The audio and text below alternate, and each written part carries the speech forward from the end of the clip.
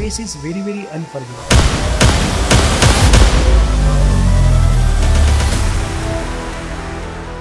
સ્પેસમાં એક વખત આપણે લોન્ચ કરીએ પછી નાનકડો સોફ્ટવેરનો કોડ બી ખોટો લખાયો તો you will not be able to rectify અને થિંગ્સ વિલ ગો રોંગ. તો તમારા બધા જ efforts, money, time, everything goes.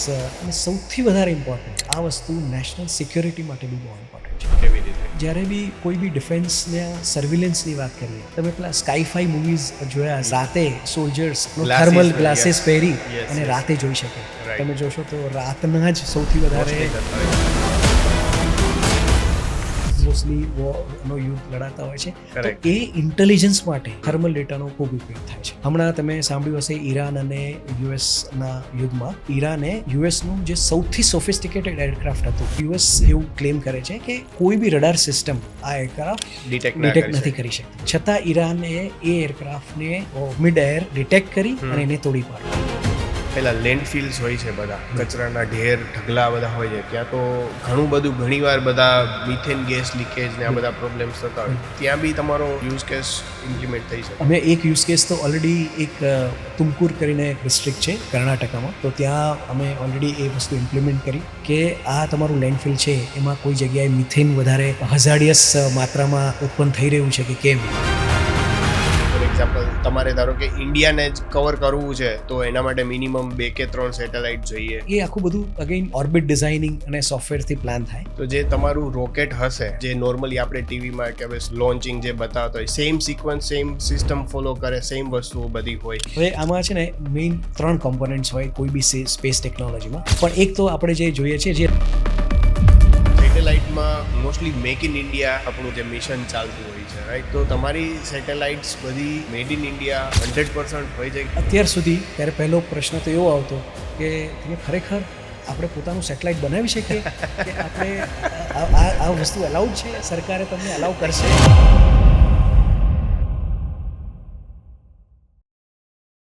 નમસ્કાર મિત્રો, હું છું હાર્દિક વ્યાસ અને સ્વાગત છે તમારું ધ ગ્લોબલ ગુજરાતી શોમાં. મિત્રો, આજનો પોડકાસ્ટ માત્ર એક સ્પેસ ટેક સ્ટાર્ટઅપ વિશે નથી. આજે આપણે એક એવી કંપનીની વાત કરવાના છીએ જે સ્પેસમાંથી માત્ર અર્થના ફોટોગ્રાફ નથી લેતી, પણ અર્થનું ટેમ્પરેચર પણ રીડ કરે છે. મિત્રો, એક ફાર્મમાં એક crop prediction model repeatedly fail થઈ રહ્યું હતું.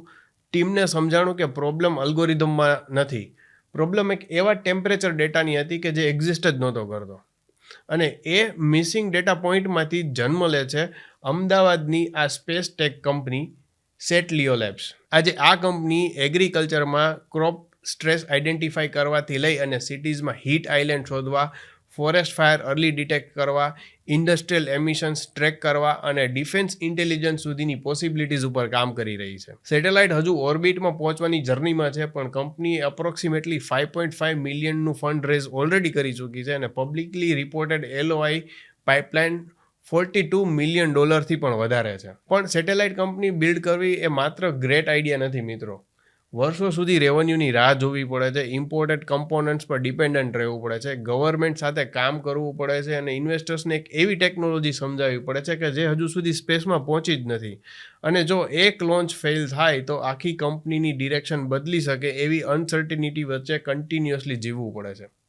મિત્રો, આજે આપણે આ ટેકનોલોજીના જાર્ગન્સમાં નહીં અટવાઈએ, પણ આપણે એ સમજવાનો પ્રયત્ન કરીશું કે એક સામાન્ય એગ્રીકલ્ચરલ પ્રોબ્લેમમાંથી ગ્લોબલ સ્પેસ ટેક વિઝન કેવી રીતે બિલ્ડ થયું, લોન્ચ પહેલાં કસ્ટમર્સ કેવી રીતે મળે, સાયન્ટિસ્ટ અને સ્ટ્રેટેજીસ્ટ સાથે મળીને કંપનીને કેવી રીતે ચલાવે અને અમદાવાદમાંથી દુનિયાની થર્મલ ઇન્ટેલિજન્સ કંપની કેવી રીતે બિલ્ડ થઈ શકે. મિત્રો, આજે સ્પેસ ટેકનોલોજી, સેટેલાઇટ, અર્થ ઓબ્ઝર્વેશન અને ભારતના સ્પેસ ફ્યુચર વિશે વાત કરવા માટે આપણી સાથે છે સેટ લિયો લેબ્સના કો-ફાઉન્ડર અને ચીફ સ્ટ્રેટેજી ઓફિસર ઉર્મિલ બખાઈ. ઉર્મિલભાઈ, તમને જ્યારે કોઈ ફેમિલી ફંક્શનમાં જાઓ છો ત્યારે તમને કોઈ પ્રશ્ન કરે કે તમે શું કામ કરો છો, ત્યારે તમે સ્ટ્રેટ અવે આન્સર આપો કે હું સેટેલાઇટ કંપની ચલાવું છું, કે પછી કોઈ સેફ આન્સર આપો?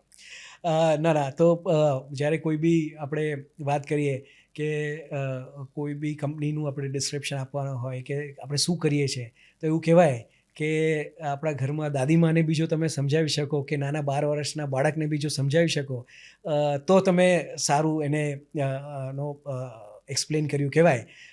તો મારો પહેલો આન્સર તો એ હોય છે કે જેમ ડૉક્ટર પાસે તમે જ્યારે જાઓ ત્યારે ડૉક્ટર તમને થર્મોમીટર થકી તમારો તાવ માપે છે, એમ અમે અમારા સેટેલાઇટ દ્વારા પૃથ્વીનો ટેમ્પરેચર કે પૃથ્વીનો તાવ માપીએ છીએ. એટલે અમારા સેટેલાઇટ્સ હાઈ રેઝોલ્યુશન ટેમ્પરેચર પૃથ્વીનું માપવા માટેના અમારા સેટેલાઇટ્સ અમે ડિઝાઇન અને મેન્યુફેક્ચર કરીએ છીએ. ઓકે, આઈ થિંક સો તમે ક્યાંક એકવાર એવું પણ કીધેલું છે ને કે પૃથ્વીને પણ તાવ આવે છે, એવું કંઈક તમે મેન્શન કરેલું હતું કોઈ? એટલે બિલકુલ. એટલે અત્યારે આપણે જે ગ્લોબલ વોર્મિંગની વાત કરીએ છીએ તો એ જ છે કે અર્થ હેઝ અ ફીવર, અને fever every decade every few years વધી રહ્યો છે, તો આપણે એને માપવાનો જ જરૂર. રાઈટ, સાચી વાત છે. બટ અગેન એ બી એક લેમેન પર્સન માટે ડાયજેસ્ટ કરવું થોડુંક ડિફિકલ્ટ થાય કે basically you are building something કે જે તમે એક સ્પેસમાં મોકલશો, અને એ ત્યાંથી જ આઈ થિંક સો એક સેટેલાઇટ જ કેવી તમારી પ્રોસેસ શું હોય છે? I just want to understand. એટલે જો હું તમને અગેન થોડું વિસ્તારથી વાત કરું તો અત્યારે જે પ્રોબ્લેમ છે એ પ્રોબ્લેમ એવો છે કે આપણે આપણા કોઈ બી સિટીનું, ગામનું, ડિસ્ટ્રિક્ટનું કે કોઈ બી જગ્યાનું ટેમ્પરેચર જે છે એ ટેમ્પરેચર એક્યુરેટ ટેમ્પરેચર આપણે નથી મળી રહ્યું. આપણે અત્યારે જે બી તમે તમારા વોચમાં કે તમે કોઈ બી તમારા મોબાઈલમાં જે તમને ટેમ્પરેચર દેખાડે છે એ એક ટેમ્પરેચર એક તમારા શહેરમાં 1-2 પોઈન્ટ્સ એવા હોય જ્યાં એ ટેમ્પરેચર મપાતું હોય અને ઓટોમેટિક વેધર સ્ટેશન્સ કહે. એ સ્ટેશન્સ તમારું ટેમ્પરેચર મેજર કરે, તમારા શહેરનું ટેમ્પરેચર મેજર કરે, પણ એ સ્થળનું ટેમ્પરેચર હોય. બાકી બધા જ જે ટેમ્પરેચરના જે તમને ફિગર્સ આવે એને ઇન્ટરપોલેશન ઓફ ડેટા કહેવાય. એટલે કે એ એક્યુરેટ ટેમ્પરેચર ના હોય. એટલે આપણા ધારો કે એરપોર્ટ આગળ એક ઓટોમેટિક વેધર સ્ટેશન હોય અમદાવાદમાં, તો ત્યાં 45 ડિગ્રી દેખાડે તો એઝ્યુમ કરવામાં આવે કે આખા શહેરમાં 45 ડિગ્રી ટેમ્પરેચર હશે. અચ્છા, પણ એ એકચ્યુઅલી આખા સિટીનું ટેમ્પરેચર નથી, કારણ કે એ તો એક એવરેજ ટેમ્પરેચર આપણે એક જોઈએ છે. પણ આ જ વસ્તુ હું તમને એમ કહું કે વટવામાં એ જ ટેમ્પરેચર 48 ડિગ્રી હોઈ શકે, જ્યારે તમે કોઈ આઈએમ અમદાવાદ જેવા વિસ્તારમાં જ્યાં થોડી ગ્રીનરી વધારે છે, યુનિવર્સિટી એરિયામાં જે ગ્રીન પેચીસ વધારે છે, ત્યાં એ ટેમ્પરેચર 42 કે 41 ડિગ્રી હોઈ શકે. અને એકચ્યુઅલમાં હોય આ વસ્તુ? બિલકુલ. ઓકે, આ એકચ્યુઅલ જે ટેમ્પરેચર છે એ બીજું એક બહુ મોટો એક સમજવાનો એનો મુદ્દો છે કે બે વસ્તુ છે. એક તો એર ટેમ્પરેચર હોય અને બીજું લેન્ડ સરફેસ ટેમ્પરેચર કહેવાય. રાઈટ. કોઈ બી ઓબ્જેક્ટ, એટલે ધારો કે સમજો કે કોઈ બી આપણે કોન્ક્રીટનો રોડ હોય તો એનું ટેમ્પરેચર તો કદાચ 50 ડિગ્રી હોઈ શકે, કારણ કે એનું મટીરિયલ, એ ડામર કેટલું રિફ્લેક્ટ કરે છે, કેટલી હીટ એબ્ઝોર્બ કરે છે, એના પર એનું સરફેસ ટેમ્પરેચર હોય છે. એટલે આ બધી વસ્તુ આપણે જ્યારે ટેમ્પરેચરની વાત કરીએ ત્યારે હંમેશા ખાલી એવરેજ ટેમ્પરેચર જે એર ટેમ્પરેચર છે એની વાત કરીએ છીએ. પણ જ્યારે આપણે ઘણા બધા કરંટ પ્રોબ્લેમ્સની વાતો કરીએ, કે એગ્રીકલ્ચરના પ્રોબ્લેમ્સની વાત કરીએ, કે અર્બન પ્લાનિંગની વાત કરીએ, કે કોઈ બી પોલ્યુશનની લગતી વાત કરીએ, ત્યારે તમને લેન્ડ સરફેસ ટેમ્પરેચર માપવું અને એ બી એક્યુરેટલી માપવું એ બહુ જ ઇમ્પોર્ટન્ટ હોય છે. તો તમે એ કેવી રીતે મેજર કરો છો સેટેલાઇટ થ્રુ? તો હવે આમાં મેં જેમને કીધું કે આ અર્થ ઓબ્ઝર્વેશન કેટેગરી ઓફ સેટેલાઇટ્સ આવે. અમે ઓછામાં ઓછા 12 થી 15 satellites over a period of time, એક એને કોન્સ્ટલેશન ઓફ સેટેલાઇટ્સ કહેવાય. 12 થી 15 કોન્સ્ટલેશન ઓફ સેટેલાઇટ્સને ડિઝાઇન કરીશું, મેન્યુફેક્ચર કરીશું અને એને લો અર્થ ઓર્બિટ પર લોન્ચ કરીશું. એટલે એની આખી એક પ્રોસેસ હોય મેન્યુફેક્ચરિંગની, ડિઝાઇનની, જે અત્યારે આપણે અમદાવાદમાં જ કરી રહ્યા છે. અને એને લો અર્થ ઓર્બિટ પર આપણે જ્યારે લોન્ચ કરીએ ત્યારે એના જે નિર્ધારિત ઓર્બિટ આપણે જે ડિઝાઇન કર્યું હોય એ ઓર્બિટ પર એ સેટેલાઇટ રોટેટ થાય અને એને સન સિંક્રોનાઇઝ ઓર્બિટ કહી શકાય.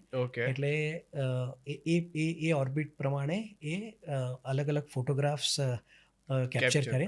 પણ એ ફોટોગ્રાફ્સ આપણા કેસમાં, એટલે કે સેટલિયોના કેસમાં થર્મલ ઇમેજિંગ હશે. અને થર્મલ ઇમેજિંગને આપણે ટ્રાન્સલેટ કરીએ અને તો એકદમ સરળ ભાષામાં કહીએ તો એક્યુરેટ ટેમ્પરેચર ઇન્ફોર્મેશન હશે. હવે એક્યુરેટ એટલે કેટલું કે 10 મીટર GSD રેઝોલ્યુશન એને કહેવાય. એટલે કે 10 બાય 10 મીટરનું આપણે એક પિક્સેલ પકડીએ તો 10 બાય 10 મીટરના પિક્સેલમાં આપણે અલગ અલગ ટેમ્પરેચર મેજર કરી શકીશું. અને આ ઓર્બિટ જે બેઝિકલી અર્થથી એક સર્ટેન કિલોમીટર કે એની રેન્જ હશે. સો લો અર્થ ઓર્બિટ એટલે average 500 kilometre about sea level કહી શકાય. ઓકે, પણ હોય એ પૃથ્વીના જ એટમોસ્ફિયરની અંદર કે પૃથ્વીની બહાર હોય ને? પૃથ્વીની બહાર હોય. બિલકુલ, એટલે આપણે ગ્રેવિટી એટલે જે આપણે Right. ગ્રેવિટીની બહાર કહીએ, બરાબર. It is on that orbit. Okay. અને એમાં બી થોડા ઘણા ગ્રેવિટીનો ફોર્સ એને થોડું લાગુ પડે એટલે આપણે એના માટે કંઈક અમુક પર્પલ્શન સિસ્ટમ્સ હોય, એના અલગ અલગ સિસ્ટમ્સ હોય જેનાથી એ ગ્રેવિટીની બહાર રહીને ઓર્બિટ થયા કરે. તો જે તમારું રોકેટ હશે, જે નોર્મલી આપણે ટીવીમાં કે હવે લોન્ચિંગ જે બતાવતા હોય, same sequence same system follow કરે, સેમ વસ્તુઓ બધી હોય, સાઇઝ ને બધી વસ્તુ કે બધી એનું કેવી રીતે ડાયમેન્શન્સ ને એ બધા હોય? હવે આમાં છે ને મેઇન 3 કોમ્પોનન્ટ્સ હોય કોઈ બી સ્પેસ ટેકનોલોજીમાં. હવે અગેન હું બહુ થોડો વધારે સરળ ભાષામાં સમજાવવાનું કોશિશ કરીશ, કારણ કે અગેન ઘણા બધા એના પેટા વિભાગો બી છે. પણ એક તો આપણે જે જોઈએ છીએ, જે રોકેટ લોન્ચ થાય, રાઈટ. એ રોકેટ તમે સમજી લો કે it is a satellite, it is a rocket which is a bus, જે તમારા બધા સેટેલાઇટ્સને કેરી કરી અને એક તમે જે નિર્ધારિત એલ્ટિટ્યૂડ પર તમે નક્કી કર્યું એ એલ્ટિટ્યૂડ પર લોન્ચ થાય અને ત્યાંથી એ તમે જોયું હશે તો અલગ અલગ કમ્પોનન્ટ છૂટા પડે. એમાં એ સેટેલાઇટ્સને એ રીતે એ રોકેટ એની સાથે ડિસઇન્ટિગ્રેટ કરે બરોબર. અને પછી એ સેટેલાઇટ્સ એમની નિર્ધારિત જે ઓર્બિટમાં હોય એ ઓર્બિટ થાય. ઓર્બિટ થાય. એટલે એક થયું આપણું રોકેટ, જે લોન્ચ વેહિકલ કહેવાય. Launch હમણાં તમે સાંભળ્યું હશે તો સ્કાયરૂટ કરીને એક હા. કંપની છે, જે ઇન્ડિયાની પહેલી પ્રાઇવેટ કંપની થઈ જેણે પોતાનું લોન્ચ વેહિકલ સક્સેસફુલી લોન્ચ કર્યું. કરેક્ટ. તો એને એ લોન્ચ વેહિકલ થયું. એની અંદર એક સેટેલાઇટ બસ હોય, જે સેટેલાઇટ અને એની અંદર પેલોડ કહેવાય. બરાબર. એટલે આપણે જે અત્યારે જે કરી રહ્યા છે, પહેલું સ્ટેજ એ આવે કે આપણે તમારે પેલોડ તમારું ડિઝાઇન અને મેન્યુફેક્ચર કરવું પડે. ઓકે. એ payload is nothing but a very sophisticated camera. Okay. એની અંદર સેન્સર્સ હોય, એની અંદર અલગ અલગ જાતના ઇલેક્ટ્રોનિક્સ હોય, એને બહારના એટમોસ્ફિયર અને પોતાનું જે કરંટ એટમોસ્ફિયર છે એને એડજસ્ટમેન્ટ કરવા માટે એના અલગ અલગ કુલિંગ મેકેનિઝમ્સ હોય. ઓકે. કારણ કે તમે જ્યાં સ્પેસની વાત કરો, સ્પેસ અને કરંટ અર્થના એટમોસ્ફિયરમાં જમીન આસમાનનો ફરક છે, રાઈટ? અને એકચ્યુઅલી જમીન આસમાન જ છે. રાઈટ. તો એમાં જે પ્રકારની એનર્જી, જે પ્રકારનું સનનું રેડિયેશન, એ બધાને બી એને મેનેજ કરી અને તમને ફોટોગ્રાફ્સ આપવાના છે, Right. કે થર્મલ ઇમેજિંગ આપવાના છે, કે ઓપ્ટિકલ ઇમેજિંગ આપવાના છે, કે રડાર ઇમેજિંગ આપવાના છે. એ બી અલગ અલગ પ્રકારો છે. તો આપણું એ જે પેલોડ છે, એ આપણે એક પેલોડ એટલે કે બહુ સોફિસ્ટિકેટેડ સેન્સર કમ કેમેરા, એ એક સેટેલાઇટ બસ સાથે ઇન્ટિગ્રેટ થાય અને Okay. એ સેટેલાઇટ બસ એ તમારા લોન્ચ વેહિકલ સાથે ઇન્ટિગ્રેટ થઈ અને પછી સ્પેસમાં Spaceમાં જઈ જઈને. એ વસ્તુને ડિસઇન્ટિગ્રેટ થઈને તમને ફોટોગ્રાફ્સ આપે. ઓકે. હવે એ એક ઓર્બિટ છે. હવે એ જેમ જેમ ઓર્બિટ થતું જાય એમ એમ એ થર્મલ ઇમેજિંગ કે કોઈ બી ઇમેજિંગ કરે એ થ્રુ વેરિયસ મીડિયમ્સ, એટલે નોર્મલી RF મીડિયમ થી એ ગ્રાઉન્ડ સ્ટેશનમાં એનો ડેટા બીમ કરે. એ ગ્રાઉન્ડ સ્ટેશનથી પછી તમે એ ડેટા યુઝ કરી અને Okay. અલગ અલગ ઇન્ડસ્ટ્રીઝમાં યુઝ કરી શકો. ઓકે. તો જે તમારું સેટલીઓ સ્ટાર્ટઅપ થયું, આઈ થિંક સો એ કોઈ એક એગ્રીકલ્ચર પ્રોબ્લેમ જે હતો એમાંથી તમારું ઇન્વેન્શન થયું. મારે એ સ્ટોરી જાણવી છે, એ શું હતું એકચ્યુઅલી? એટલે અમે 3 ફાઉન્ડર્સ છીએ. 3 અમે લોકો અમારા કરિયરના અલગ અલગ પડાવોમાં હતા. અમારા સૌથી સિનિયર ડૉક્ટર નરેન્દુ ઘોષ, એ એક ઇસરો સાયન્ટિસ્ટ છે. રાઈટ. લગભગ 20 વર્ષ એમને ઇસરોમાં સેવા આપી હતી. પછી એક ધીરુભાઈ અંબાણી ઇન્સ્ટિટ્યૂટ ઓફ ટેકનોલોજીમાં પોતે ડીન હતા.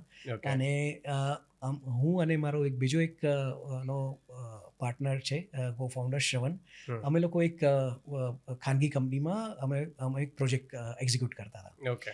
એ એક એગ્રીકલ્ચર પ્રોજેક્ટ હતો અને Okay. એ એગ્રીકલ્ચર પ્રોજેક્ટમાં રિમોટ સેન્સિંગ ટેકનોલોજીસ યુઝ કરી, એટલે બેઝિકલી સેટેલાઇટ ઇમેજીસ યુઝ કરી અને આપણે ખેતીનો પાક જે છે એના અલગ અલગ પેરામીટર્સ કેપ્ચર કરવાના હતા. Okay. એટલે કે ભાઈ કઈ ટાઈપની ખેડૂતોએ ખેતી કરી છે, પાક વાવ્યા છે, right.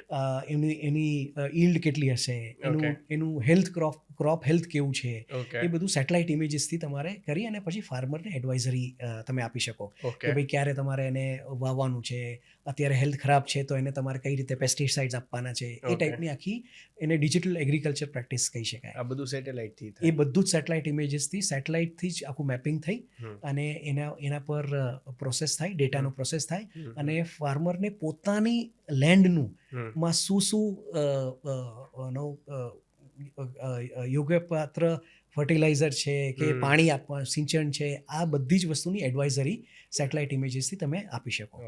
This is what the remote sensing technology and digital agriculture કહેવાય. હવે એ વસ્તુ જ્યારે અમે કરતા હતા ત્યારે અમે એક જગ્યાએ અમે થોડા અટવાયા કે આમાં અલગ અલગ જાતના ડેટા સેટ યુઝ થાય. એક તો સેટેલાઇટ ઇમેજિંગ મેં તમને કીધું એમ, પછી સોઇલનું કઈ ટાઈપનું ટાઈપ છે, વેધરની કઈ ટાઈપની ટાઈપ છે, એ બધા ડેટા એની અંદર ઇન્ટિગ્રેટ થાય. તો એમાં ટેમ્પરેચર એક એવો ડેટા હતો જે અમને એક્યુરેટલી નહોતો મળતો. અને એના લીધે અમારું એક્યુરેસી જે કહેવાય ને કે આપણું કોઈ બી ડિજિટલ મોડલ તમે અપ્લાય કરો તો એની એક્યુરેસી શું છે, તો એમાં અમને થોડું તફાવત આવ્યો. અને પછી અમને ખ્યાલ આવ્યો કે ટેમ્પરેચર ઇન્ફોર્મેશન એક્યુરેટ નથી ને, એટલા માટે આ મેજર તફાવત આવી રહ્યો છે. ત્યારે અમે ત્રણેય જણા આનો ડિસ્કસ કરતા હતા કે આ પ્રોબ્લેમ કઈ રીતે સોલ્વ કરો. ઘણી બધી, એટલે અમે એવું નથી કે સીધું અમે વિચાર્યું કે ના અમારે સેટેલાઇટ જ લોન્ચ કરવું છે. એ વખતે અમે ઘણી બધી બીજી બધી અલગ અલગ ટાઈપની પ્રોસેસ R&D કર્યું કે એક કોઈ આઈઓટી ડિવાઇસ લગાવી શકાય કે જે ત્યાંનું ટેમ્પરેચર માપી શકાય. હવે તમે કેટલા આઈઓટી ડિવાઇસીસ લગાવો? આખું વર્લ્ડનું તમારે, આ તો ખાલી એક જગ્યાનો તો પ્રોબ્લેમ છે નહીં, આખા વર્લ્ડમાં તમે કેટલા આઈઓટી ડિવાઇસ લગાવશો, એનું મેન્ટેનન્સ કઈ રીતે કરશો? આપણે બીજું તો ડ્રોન મારફતે તમે એ ડેટા સેટ કેપ્ચર કરી શકો, પણ અગેન એ જ પ્રોબ્લેમ, દિવસના કેટલી વાર ડ્રોન ઉડાવશો? ટેમ્પરેચર એવી વસ્તુ છે જે ડાયનામિક છે, દિવસમાં 2-3 વખત એ ચેન્જ થતું હોય અને એ પ્રમાણે તમારે એને પર એક્શન લેવી પડશે. ફાઇનલી અમને થયું કે સેટેલાઇટ ઇમેજિંગ એટલે આપણું પોતાના સેટેલાઇટ સિવાય આમાં કોઈ આનો રસ્તો નથી. બીજું અમને એ ખબર પડી કે ઇન્ડિયામાં કે ઇવન બહારના દેશોમાં બી બહુ જ લિમિટેડ કંપનીઝ જ આ ટેકનોલોજી પર કામ કરી રહ્યું છે. એટલે અમને એ બહુ મોટો ગેપ દેખાયો. Then we thought that this is must thing to do for Indian startup. So basically તમે એક કોઈ પ્રોબ્લેમને સોલ્વ કરવા કરતાં તમે એક ગ્લોબલ બિઝનેસ ઓપોર્ચ્યુનિટી વધારે આમાં જોઈ, બિકોઝ કોઈ એક સામાન્ય પ્રોબ્લેમ હતો કે જે ટેમ્પરેચરનું ફિક્સ કરવો, રાધર સોલ્વિંગ ધેટ તમે એવું વિચાર્યું કે ભાઈ આ બહુ મોટા લેવલે આનો સ્કેલ કરી શકાય કે ભાઈ આને ઇમ્પ્લિમેન્ટ કરી શકાય. So that is why you just took it to the satellite level.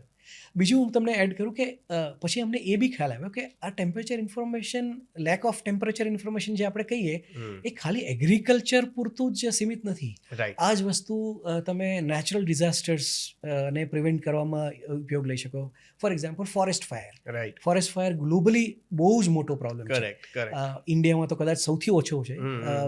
બહારના દેશોમાં, વેસ્ટર્ન કન્ટ્રીઝમાં તો ભયંકર જાનમાલનું નુકસાન થાય છે. કેસ ચાલુ જ છે. બિલકુલ, ઘણા સમયથી ચાલુ છે. અને ત્યાં તો ગામો ખાલી કરવા પડે છે ફોરેસ્ટ ફાયરને ધ્યાનમાં લઈને. હવે જો આપણા સેટેલાઇટ એટલા ઇક્વિપ્ડ હોય કે એનો, હવે ફોરેસ્ટ ફાયરમાં મેજર શું છે, temperature is the major issue. જેવું તમને ટેમ્પરેચર અમુક લેવલથી, થ્રેશોલ્ડથી તમને વધારે લાગે તો એનો મતલબ એમ કે ફોરેસ્ટ ફાયર થવાના ચાન્સીસ હાઈએસ્ટ છે. જો એ પ્રોએક્ટિવલી આપણને ખબર પડી જાય સેટેલાઇટ મારફતે, તો આપણે કેટલું બધું જાનમાલનું નુકસાન બચાવી શકીએ. એટલે નેચરલ ડિઝાસ્ટર્સમાં ઉપયોગ થઈ શકે. બીજું અર્બન પ્લાનિંગમાં કેટલું બધું ઉપયોગ થઈ શકે. અત્યારે હવે તમે જુઓ તો ગ્લોબલ વોર્મિંગને કારણે દરેક ડિકેડમાં આપણા સિટીઝના ટેમ્પરેચરો વધતા જાય છે. આપણે વાત કરીએ કે ગ્લોબલ વોર્મિંગ છે, પણ એ કદાચ એકાદ દશક પહેલાં ખાલી છાપામાં અને એક ફિનોમિના તરીકે આપણને ખબર પડતી, પણ હવે તો it is touching each and every once life. આપણે જ્યારે ઉનાળામાં આપણે ગરમી સહન કરીએ ત્યારે આપણે એવું કહીએ છીએ કે આ ગ્લોબલ વોર્મિંગને લીધે ગયા વખતે કરતાં વધારે જ ગરમી છે. હવે એ વસ્તુને આપણે આપણા સિટીને, આપણા સિટી પ્લાનર્સને, આપણા મ્યુનિસિપલ કોર્પોરેશન્સને જો એક્શન લેવી હોય અને સિટીનું ઓવરઓલ ટેમ્પરેચર ઘટાડવું હોય અને એ બધા જે એક્શનેબલ છે એ લેવા હોય તો પહેલાં એ તો ખબર હોવી જોઈએ ને કે ક્યાં ટેમ્પરેચર સૌથી વધારે છે.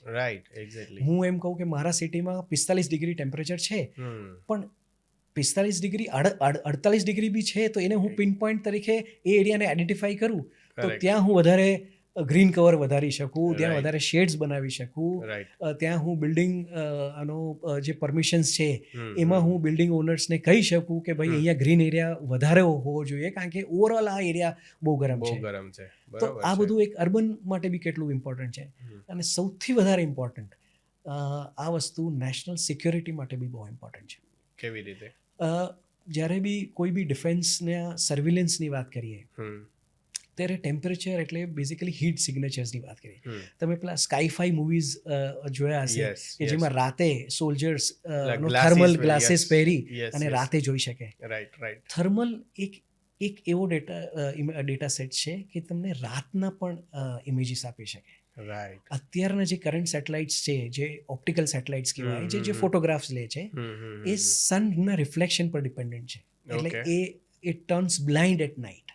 બરાબર છે. થર્મલ અને બીજી ટેકનોલોજી છે radar technology. They are the only technology કે જેમને રાતના ઇમેજીસ આપી શકે. ઓકે એટલે સૌથી પહેલાં તો હવે આખી ડિફેન્સની વોરની મેકેનિઝમ ચેન્જ થઈ ગઈ છે. રાઈટ તમે જોશો તો રાતના જ સૌથી મોસ્ટલી વધારે થતા હોય છે. યસ મોસ્ટલી યુદ્ધ લડાતા હોય છે. તો કરેક્ટ. એ ઇન્ટેલિજન્સ માટે થર્મલ ડેટાનો ખૂબ ઉપયોગ થાય છે. તમે જરા કહી શકશો કયા પ્રકારના ડેટા આપણે ડિફેન્સને આમાં યુઝ થતા હોય?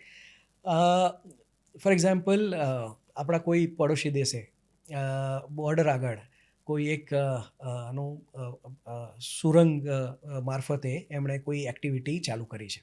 ઓકે તમે કોઈ બી સેટેલાઇટ ઇમેજીસથી તમને કશું નહીં દેખાય, તમને લાગશે કે ઇટ ઇઝ અ બેરન બરાબર લેન્ડ. છે. Because Because underground it's underground છે. Right thermal because of the heat signatures તમને એ ટેમ્પરેચર જ આખું એ સરફેસનું ટેમ્પરેચર જ અલગ હશે, કારણ કે એની અંદર એક બેરેક છે, બેરેકની અંદર કોઈ એક્ટિવિટી ચાલી રહી છે. રાઈટ તો એ સરફેસનું ટેમ્પરેચર આખું ડિફરન્ટ હોઈ શકે આજુબાજુના સરફેસ ટેમ્પરેચરથી. ઓકે એનાથી તમે ઘણી બધી વસ્તુઓ એસ્ટિમેટ કરી શકો કે અહીંયા કોઈ કઈક એક્ટિવિટી એક્ટિવિટી ચાલી રહી ચાલી છે, છે. કોઈ બેરેક છે. સો એની કેમોફ્લાજ ઓબ્જેક્ટ કે જે અ, અ, સમજો કોઈ હેલિકોપ્ટર ક્રેશ થઈ ગયું છે કોઈ એક જગ્યાએ, રાઈટ કોઈ એમેઝોનના જંગલમાં, રાઈટ અને તમે ટ્રેસ નથી કરી શકતા, કરેક્ટ રાઈટ? કોઈ બી એક સેટેલાઇટ ઇમેજીસ તમને એ હેલિકોપ્ટરને આઈડેન્ટિફાઈ નહીં નહીં કરી કરી શકે. શકે. હીટ સિગ્નેચર્સથી તમે એ વસ્તુ આઈડેન્ટિફાઈ કરીને તમે રેસ્ક્યુ કરી શકશો. રાઈટ સો આ બધા ઘણા બધા યુઝ કેસીસ છે. અમુક યુઝ કેસીસ તો થોડા ક્લાસિફાઈડ છે, કે જે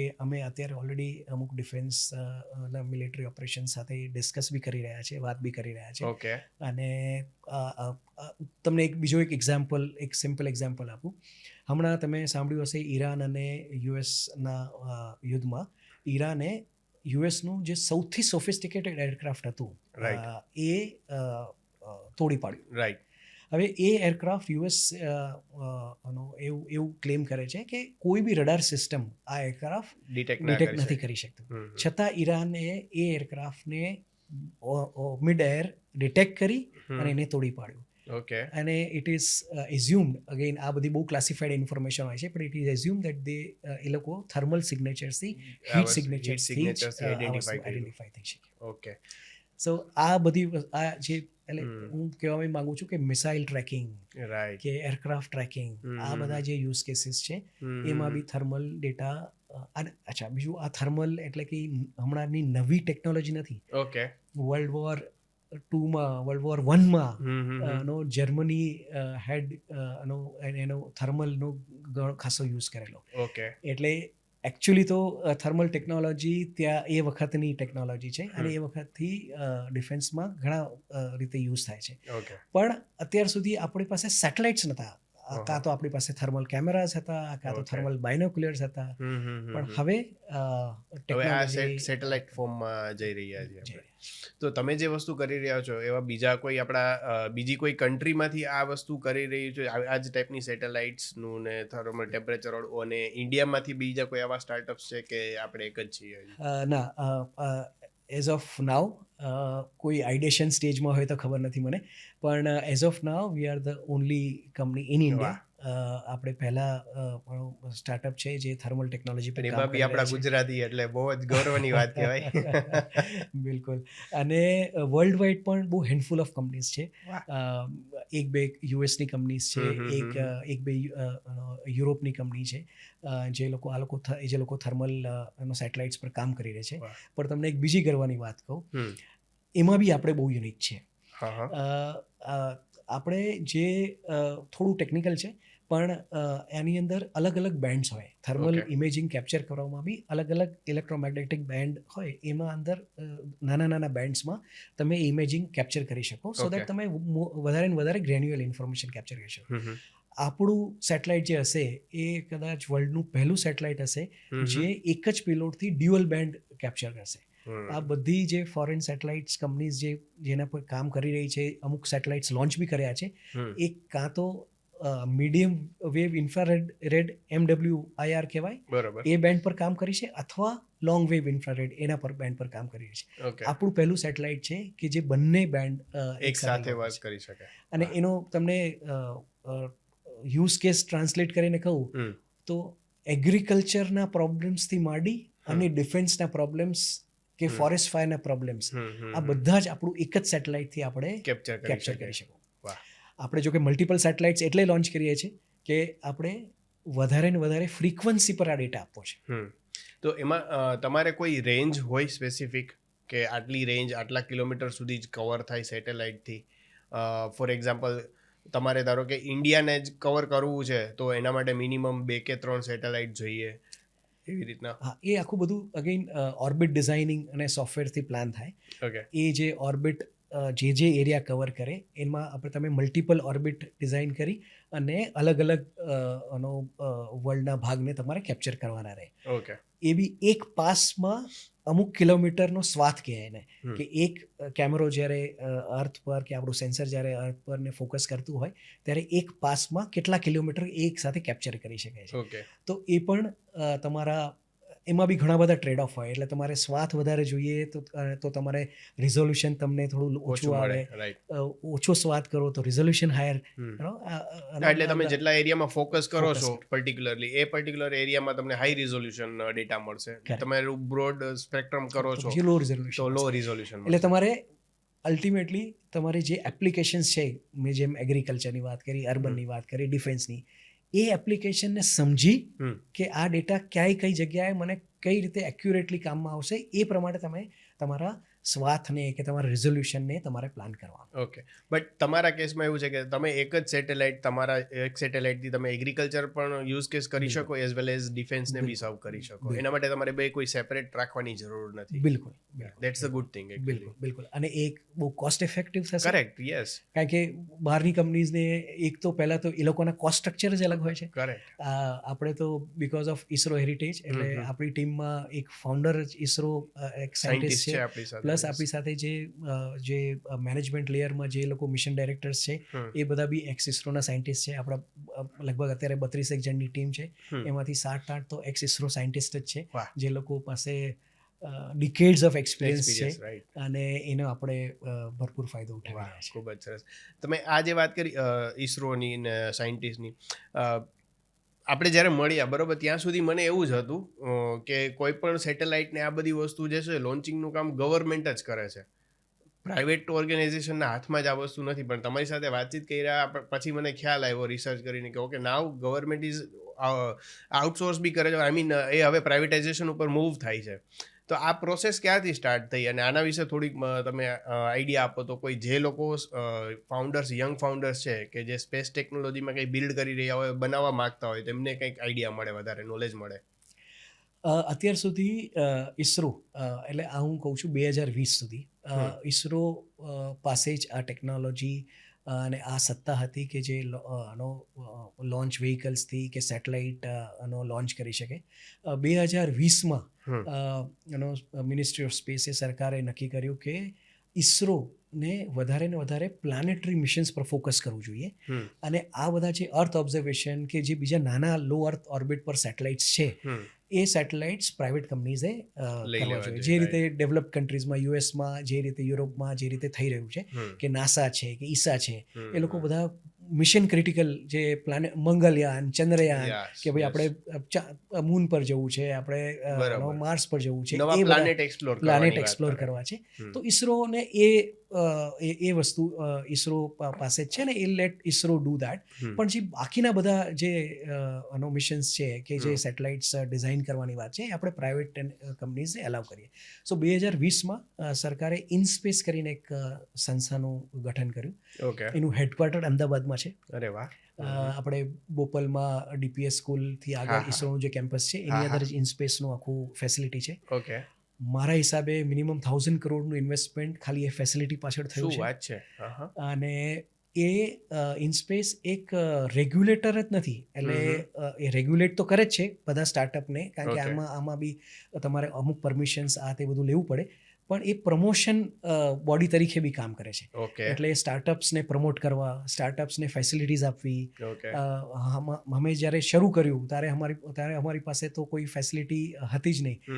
ત્યારે અમે ઇનસ્પેસની ફેસિલિટીમાં અમારું ટેસ્ટિંગ કર્યું. અમે અમારું થર્મોવેક ચેમ્બર્સ એ લોકો પાસે છે, વાઇબ્રેશન ટેસ્ટિંગ મશીન્સ છે, જે બી સિમ્યુલેશન્સની જરૂર પડે તમારા સેટેલાઇટ કે પેલોડને, એ બધી જ ફેસિલિટી ઇનસ્પેસ પાસે છે. અને Okay. સ્ટાર્ટઅપને ફ્રેક્શન ઓફ ધ કોસ્ટમાં, એટલે એઝ અ સર્વિસ યુઝ કરવા માટેની પરવાનગી આપે છે. ઓકે. તો જ્યારે કોઈ સ્ટાર્ટઅપને 500,000 કરોડ ફેસિલિટીમાં ઇન્વેસ્ટ કરવાની જરૂર નથી. જરૂર નથી. એ રાઈટ. સીધું એમનું મિશન માટેના જે ઇન્વેસ્ટમેન્ટ રેઝ કરવાના હોય એ કરે, અને આ બધી ફેસિલિટીઝ ઇનસ્પેસ પાસે, સરકાર પાસે છે. રાઈટ.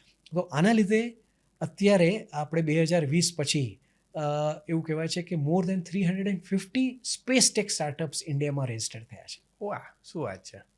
બહુ જ સારું કહેવાય. એટલે અને ઘણા બધા કોમ્પોનન્ટ છે સ્પેસ ટેક સ્ટાર્ટઅપમાં. જેમ મેં તમને આ પેલોડની વાત કરી, એમ કોઈ સેટેલાઇટ બસ બનાવે છે, કોઈ સેટેલાઇટ બસના કોમ્પોનન્ટ્સ બનાવે છે, જેમ કોઈ ડેબ્રી રિમૂવલ પર કામ કરી રહ્યું છે.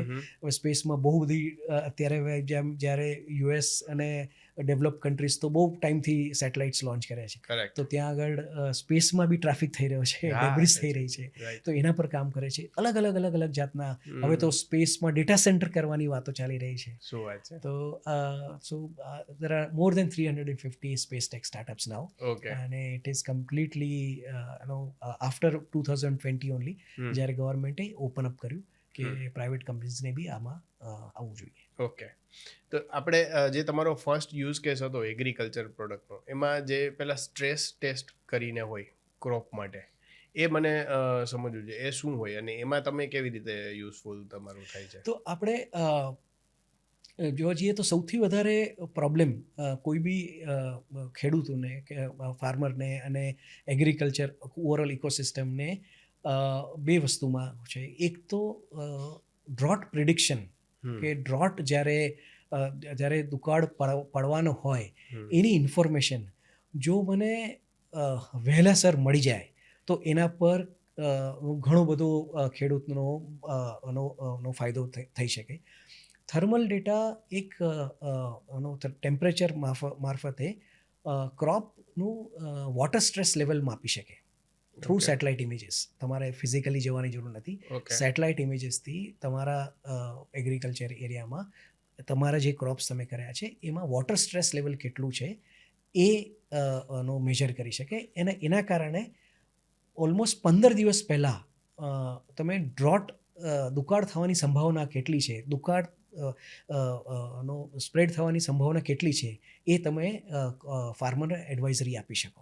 પણ એટલે જે પેલા વેધર ફોરકાસ્ટ થતા હોય છે એમાં બી આપણે દુકાળની ને એની બધી ઇન્ફોર્મેશન મળતી હોય છે કે એ તમને જે ઇન્ફોર્મેશન મળે છે એ જનરલી રેઇનફોલ ના આધારિત હોય છે. કે ભાઈ આ પ્રદેશમાં રેઇનફોલ થવાની શક્યતા આ સિઝનમાં કેટલી છે, એટલે દુકાળ થવાની શક્યતાઓ. અગેન તો આ બધા પેરામીટર્સ ઘણા બધા ડિપેન્ડન્ટ છે ઈચ એન્ડ એવરી પેરામીટર્સથી, રાઈટ. આ ડાયરેક્ટ તમારા લેન્ડનો વોટર સ્ટ્રેસ લેવલ માપી અને તમને 15 દિવસ પહેલાં એક એડવાન્સ નોટિફિકેશન ફાર્મરને તમે આપી શકો. અને ખેડૂતો પછી એમાં કેટલું ઇરિગેટ કરવું, પાણીની સિંચાઈ કેટલી કરવી, એ ખાસ કરીને એ આ એડવાઇઝરી એમને એ તરીકે કામ આવી શકે છે. એટલે ઇરિગેશન મેથડ્સ, એટલે કે એમાં આપણે વોટર બજેટિંગ જેવું આવી ગયું, કારણ કે સરકારે બી અત્યારે પાણીની સમસ્યાઓ વધતી જ જાય છે. જેમ આપણે ગ્લોબલ વોર્મિંગની વાત કરીએ છીએ એમ પાણીની સમસ્યા, એટલે પાણીનો બી ઉપયોગ બેસ્ટ ઓપ્ટિમાઇઝ તરીકે થાય એના માટે ઇરિગેશન એટલે જ્યાં પાણી ખરેખર જરૂર છે રાઈટ. ત્યાં જ વાપરો. અને Okay. ઘણી જગ્યાએ એવું થાય છે કે ઇરિગેશન મેથડથી વધારે પાણી અપાઈ અપાઈ જાય, જાય પાક છે. ખરાબ થઈ જાય. કરેક્ટ. જ્યાં પાણી આપવાની જરૂર છે ત્યાં પાણી અવેલેબલ નથી ઓર અપાયું નથી. આ બધી સમસ્યાઓમાં તમે ઘણું બધું આ થર્મલ ડેટાથી તો તમે બેઝિકલી આ જે બધી પ્રોસેસ જે પેલું છે એને સ્ટ્રેસ લેવલ મોનિટર કરવા જેવું હા, છે. Crop water stress, crop water stress એક ઇમ્પોર્ટન્ટ પેરામીટર છે. ઓકે. બીજું એક છે કે ક્રોપ ઈલ્ડ એસ્ટિમેશન કહી શકાય કે ભાઈ મારું ઓવરઓલ આ સિઝનમાં દરેક ફાર્મના ઇકોસિસ્ટમમાં, એગ્રીકલ્ચર ઇકોસિસ્ટમમાં તમારી સિઝન હોય, રબી સિઝન, ખરીફ સિઝન, અને સરકારે દર સિઝનમાં કેટલો પાક થાય છે એનું એક એસ્ટિમેશન કરવું પડતું હોય છે, સો દેટ એ લોકો એમનું પાકનું ઉત્પાદન પરથી એનું લોજિસ્ટિક્સ પ્લાન કરી શકે, એની ડિમાન્ડ કેટલી છે એ પ્લાન કરી શકે, કેટલું એક્સપોર્ટ કરવું છે, કેટલું દેશમાં જ રાખવું છે, એ બધું એસ્ટિમેશન કરવાનું હોય. તો ક્રોપ ઈલ્ડ એસ્ટિમેશનમાં પણ જો તમે એની એક્યુરસી જેટલી સારામાં સારી હોય એટલું તમે સારું એનું પ્લાનિંગ કરી શકો. તો ક્રોપ ઈલ્ડ એસ્ટિમેશનમાં બી સૌથી ઇમ્પોર્ટન્ટ પાર્ટ છે ટેમ્પરેચરનો. રાઈટ. તો આ વસ્તુ જો તમને જેટલી વધારે એક્યુરેટ મળે એટલું તમે ઈલ્ડ એસ્ટિમેશનના મોડલ્સ બી તમારા વધારે એક્યુરેટ થાય, અને એમાં તમને તમારું ફોરવર્ડ એટલે ખાલી ખેડૂતો નહીં, સરકાર માટે પણ આ ડેટા એટલો જ ઇમ્પોર્ટન્ટ થઈ છે. તો જેમ તમે ટેમ્પરેચરનું કહો છો એવી રીતે આઈ થિંક સો પેલા લેન્ડફિલ્સ હોય છે, બધા કચરાના ઢેર ઢગલા બધા હોય છે, ત્યાં તો ઘણું બધું ઘણીવાર બધા મિથેન ગેસ લીકેજ ને આ બધા પ્રોબ્લેમ્સ થતા હોય, ત્યાં બી તમારો યુઝ કેસ ઇમ્પ્લિમેન્ટ થઈ શકે. અમે એક યુઝ કેસ તો ઓલરેડી એક તુમકુર કરીને ડિસ્ટ્રિક્ટ છે કર્ણાટકામાં, તો ત્યાં અમે ઓલરેડી એ વસ્તુ ઇમ્પ્લિમેન્ટ કરી. એમના જે સોલિડ વેસ્ટ ડમ્પ છે ત્યાં અમે સેટેલાઇટ ઇમેજીસથી, અને ત્યાં આપણે હજી આપણું પોતાના સેટેલાઇટ ડેટા નથી એટલે ત્યાં આપણે થર્મલ ડ્રોન્સ ફ્લાય કરી, અને એ લેન્ડફિલ એરિયાને પિરિયોડિકલી એવરી મંથ આપણે એનું મેપિંગ કરી, અને એ ડેટાનો ઓથોરિટીઝને ટાઈમ ટુ ટાઈમ આપણે એમને ડેટા પ્રોવાઈડ કર્યો કે આ તમારું લેન્ડફિલ છે એમાં કોઈ જગ્યાએ મિથેન વધારે હઝાર્ડિયસ માત્રામાં ઉત્પન્ન થઈ રહ્યું છે કે કેમ, એનું એક આખું એનાલિટિક્સ પ્લેટફોર્મ એમને તૈયાર કરીને આપ્યું, અને એ લોકો દર અઠવાડિયે, દર 15 દિવસે એ વસ્તુ મોનિટર કરી, અને એના પર જે બી પગલાં એમના લેવા પડે એના માટે એ લોકોએ ઘણો એ ડેટાનો ઉપયોગ કર્યો. રાઈટ. આપણે અમદાવાદ મ્યુનિસિપલ કોર્પોરેશનમાં બી આનો મોટો યુઝ કેસ આપણો બની શકે, કેમ કે સોલિડ વેસ્ટ ને આ લેન્ડફિલનું ઘણું બધું એક્યુમ્યુલેશન ત્યાં થઈ રહ્યું છે આપણા અમુક એરિયાઝમાં. તમને નવાઈ લાગશે, કેન્દ્ર સરકારે બધા જ રાજ્ય સરકારોના અમુક શહેર માટે એક special air pollutants around solid waste dump એ કરીને એક બજેટ અલોકેટ કર્યું છે કે દરેક મ્યુનિસિપલ કોર્પોરેશને આ જે તમારા સોલિડ વેસ્ટ ડમ્પ છે એના આસપાસ એર પોલ્યુટન્ટ્સના જે ઉત્પન્ન છે એનું મેઝરમેન્ટ કરવું, એનો ડેટા સિટીઝન્સને પિરિયોડિકલી આપવો, અને પોતે પણ અધિકારીઓએ એને મોનિટર કરવું, કારણ કે હઝાર્ડિયસ મિથેન ને બધું તો આજુબાજુના રહેવાસીઓ માટે પણ ખૂબ ડેન્જરસ છે. રાઈટ. અમુક લેવલથી વધારે જો એ મિથેન ઉત્પન્ન થાય તો આજુબાજુના રહેવાસીઓના હેલ્થમાં અસર કરી શકે છે, અને એના માટે પણ અત્યારે સુધી કોઈ ટેકનોલોજી ઇન્ટરવેન્શન હતું નહીં, પણ હવે અમે ઘણા બધા મ્યુનિસિપલ કોર્પોરેશન સાથે આ વસ્તુનું ડિસ્કશન કરી રહ્યા છે. હજી પણ એવું છે કે ડ્રોન મારફતે આપણે જેટલું કરી શકીએ એટલું કરીશું, પણ જ્યારે અમારું સેટેલાઇટ નો લોન્ચ થશે તો એ ડ્રોનની જરૂર નહીં પડે, ને આપણે સેટેલાઇટ ડેટાથી જ આપણે આ વસ્તુ તો જે ડ્રોન કરીએ અને સેટેલાઇટથી કરીએ બંનેમાં એક તો એક્યુરેસીમાં શું ડિફરન્સ આવે, કોસ્ટમાં શું ડિફરન્સ આવે, અને ઓવરઓલ એક્સપેન્સ કે જે કોસ્ટ કહીએ એ જ મેન્યુફેક્ચરિંગમાં ને એ બધી વસ્તુમાં કેટલો એનો આવે? અમારું એમ એવો છે કે જે રિઝોલ્યુશન છે એ સબ 10 મીટર રિઝોલ્યુશન આપણા સેટેલાઇટ ઇમેજીસથી જ આપે, એટલે એ તો ડ્રોનના ઇક્વિવેલન્ટ રિઝોલ્યુશન પર જ તમને ડેટા આપી શકશે. તો એમાં આનો આપણે એટલો ફરક નહીં રહે ડ્રોન ડેટા અને સેટેલાઇટ ડેટાના રિઝોલ્યુશનની વાત કરીએ કોસ્ટ વાઇઝ જોવા જઈએ તો કોસ્ટ વાઇઝ નો ઘણો અંતર છે. તમને સેટેલાઇટ ડેટા ઘણું રિઝનેબલ કોસ્ટમાં થઈ શકે, કારણ કે અગેન ઇકોનોમીઝ ઓફ સ્કેલની વાત કરીએ, તમે જ્યારે આટલા બધા મને માત્રામાં ઊંધું એવું હતું કે સેટેલાઇટ છે એટલે વધારે કોસ્ટલી થતું હશે ડ્રોન કરતા. બિલકુલ નહીં. ઇનિશિયલી કેપેક્સ કોસ્ટ સેટેલાઇટની ઓબ્વિયસલી ઘણી વધારે આવે, રાઈટ. પણ જેટલો તમે વધારે એ ડેટાનો યુઝ કરશો, જેટલા વધારે ને વધારે કસ્ટમર્સ મારા સેટેલાઇટના ડેટા કન્ઝ્યુમ કરશે, એટલો જ એ કોસ્ટ આપણે સ્પ્રેડ કરી શકીશું. રાઈટ. એટલે ઓવરઓલ જોવા જઈએ તો સેટેલાઇટ નો એટલે લોંગ રન ઘણું રિઝનેબલ નો કોસ્ટ વાઇઝ પણ કોસ્ટ ઇફેક્ટિવ થઈ શકે. બીજું કે ડ્રોનને તમારે ચલાવવા માટે અમુક પરમિશન્સની જરૂર પડે, અમુક રિસ્ટ્રિક્શન્સ હોય, આ ટાઈમે તમે ડ્રોન ઉડાડી શકો, આ એરિયામાં જ તમે ડ્રોન ઉડાડી શકો. તમારે એક પાયલટ ટ્રેન પાયલટ થી ડ્રોન કરી શકાય. એક સમયમાં તમે અમુક જ કિલોમીટર નો ડ્રોન કવર કરી શકે, એ ડ્રોનના ડેટાને તમે પ્રોસેસ કરો. આ ઘણી બધી વસ્તુઓ જે છે એ સેટેલાઇટ મારફતે તમે એ વસ્તુ વધારે સારી રીતે કરી શકો અને કોસ્ટ ઇફેક્ટિવલી કરી શકશો. ઓકે. તો તમે જે સેટેલાઇટ જ્યારે લોન્ચ કરશો ત્યારે તમારા જે આઉટપુટ આવશે, જે તમારા કસ્ટમર્સ હશે, ફર્સ્ટ તો તમારા કસ્ટમર્સ એક તો ગવર્મેન્ટ ઓર્ગેનાઇઝેશન મોસ્ટલી હશે, કોઈ મ્યુનિસિપાલિટીઝ કે મ્યુનિસિપલ કોર્પોરેશન્સ હશે, અને કદાચ ફાર્મર્સ, કે એ તો તમે B2C લેવલે જાઓ તો કદાચ, નહીંતર મોસ્ટલી B2Bમાં તો ગવર્મેન્ટ ઓર્ગેનાઇઝેશન જ વધારે તમારા કસ્ટમર એવા. એમાં અમારું GTM એટલે ગો ટુ માર્કેટ આપણે કહીએ એ થોડું ડિફરન્ટ હશે. અમે એઝ એન OEM કામ કરીશું, અને ઘણી બધી ડાઉનસ્ટ્રીમ AI કંપનીઝ છે કે જે ફાર્મરની એપ્લિકેશન્સ બનાવે છે, કે જે લોકો અર્બન પ્લાનિંગની એપ્લિકેશન્સ બનાવે છે, જે ગવર્નન્સ એપ્લિકેશન્સ કરે છે, કે જે લોકો કમાન્ડ એન્ડ કંટ્રોલ સેન્ટરને નેચરલ ડિઝાસ્ટર્સ માટે અમુક કમ્યુનિકેશન એપ્લિકેશન્સ બનાવે છે. એ લોકો અમારો ડેટા કન્ઝ્યુમ કરી અને એ લોકોને આપણે એનાલિટિક્સ રેડી ડેટા આપશું, અને દે ઇન ટર્ન સરકાર સાથે કે ઇન્ડસ્ટ્રીઝ સાથે કરશે. કારણ કે as a satellite data provider આ વસ્તુ જે સ્કેલમાં આપણે કરવી છે, જે ગ્લોબલ સ્કેલમાં આપણે જે વાત કરીએ છીએ, એમાં આપણે ડાયરેક્ટ સરકાર સાથે જોડાઈએ તો ઘણા બેન્ડવિથ ઇસ્યુ આવી શકે. એટલે આ એક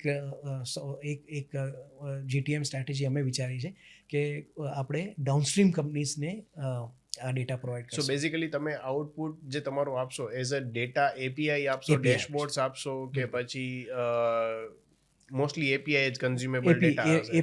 API આપીશું, અને એમાં એક છે કે એને એનાલિટિક્સ રેડી ડેટા આપીશું. ઓકે. આમાં કેવું છે કે satellite as a raw data આપણે જોવા જઈએ તો રો ડેટા એટલો બધો સરળ નથી ઇન્ટરપ્રિટ કરવો. ઓકે. સેટેલાઇટ ડેટામાં ઘણી બધી વસ્તુ તમારે પ્રોસેસ કરવી પડે.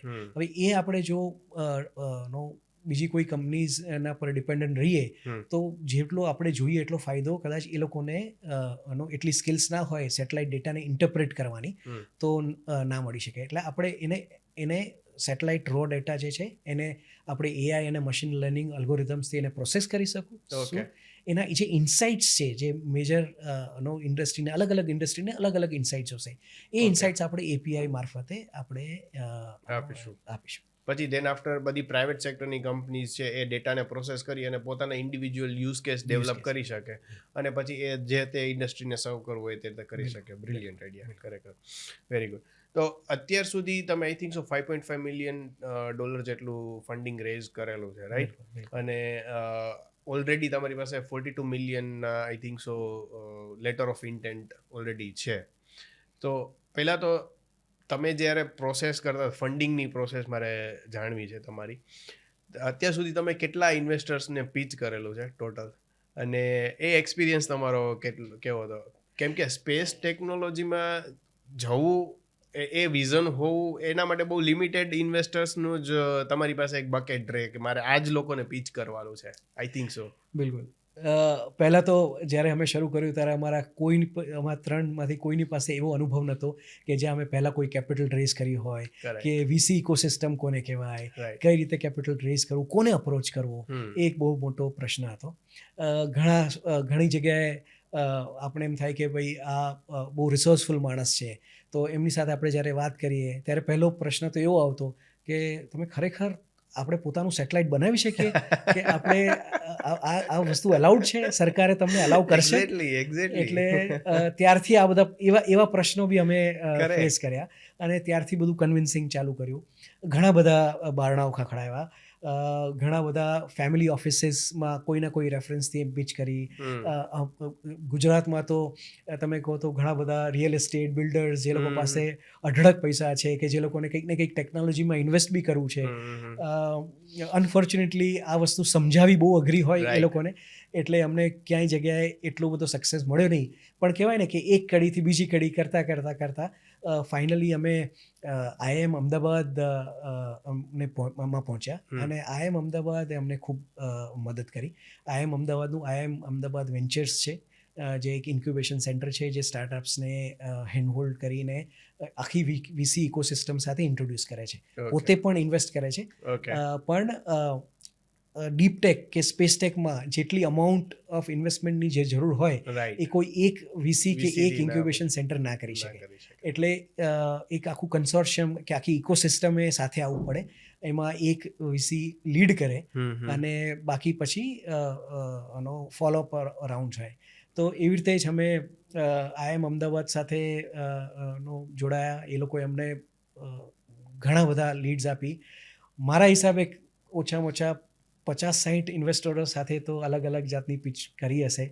અને ઘણા બધા અલગ અલગ અનુભવો બી થયા.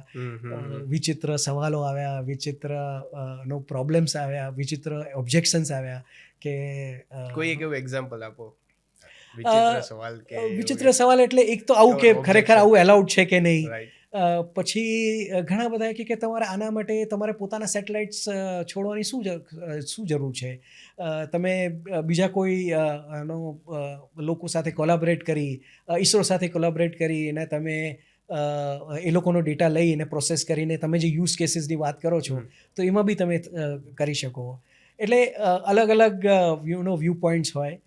પણ જ્યારે તમને સબ્જેક્ટ નોલેજ એટલું ડીપમાં હોય નહીં ત્યારે આ બધા સવાલો આવે એ થોડું નેચરલ છે. Right.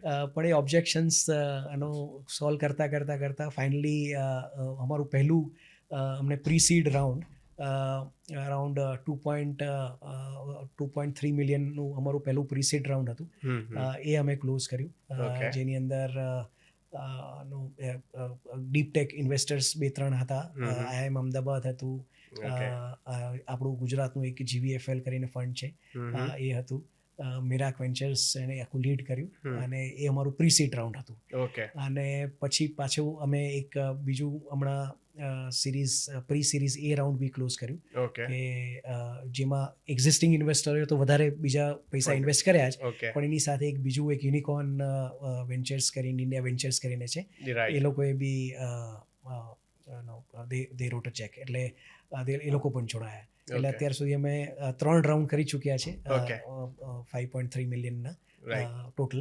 Okay. અને આ આખી VC હજુ પણ તમે પ્રી રેવન્યુ બિલકુલ હોવા છતાં બી આટલું કહેવાય ને કે જે ઇન્વેસ્ટરને કોન્ફિડન્સમાં લેવા અને આટલું તમારામાં ઇન્વેસ્ટમેન્ટ કરાવડાવું, સિરીઝ એ સુધી પહોંચવું, it's really amazing thing actually કોઈ પણ સ્ટાર્ટઅપ માટે. બિલકુલ. એટલે એમાં જ વધારે પેશન્સ અને મહેનતની જરૂર પડે. હવે ફોર્ચ્યુનેટલી અત્યાર સુધી ડીપટેક ઇન્વેસ્ટમેન્ટની આપણે જ્યારે વાત કરીએ, ઇન્ડિયામાં તો ડીપટેક ઇન્વેસ્ટમેન્ટનું રિસ્ક એપિટાઇટ હોવું અને આટલું પેશન્સ ઇન્વેસ્ટરોએ રાખવું એ હજી બી એટલું નથી, પણ છતાં એક ખાસું ઇમ્પ્રૂવ થયું છે.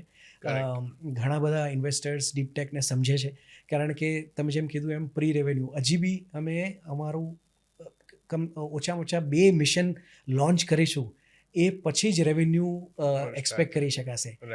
બીજું કે આ જ્યારે લોન્ચની ટાઈમલાઈન છે, space is very very unforgiving, right.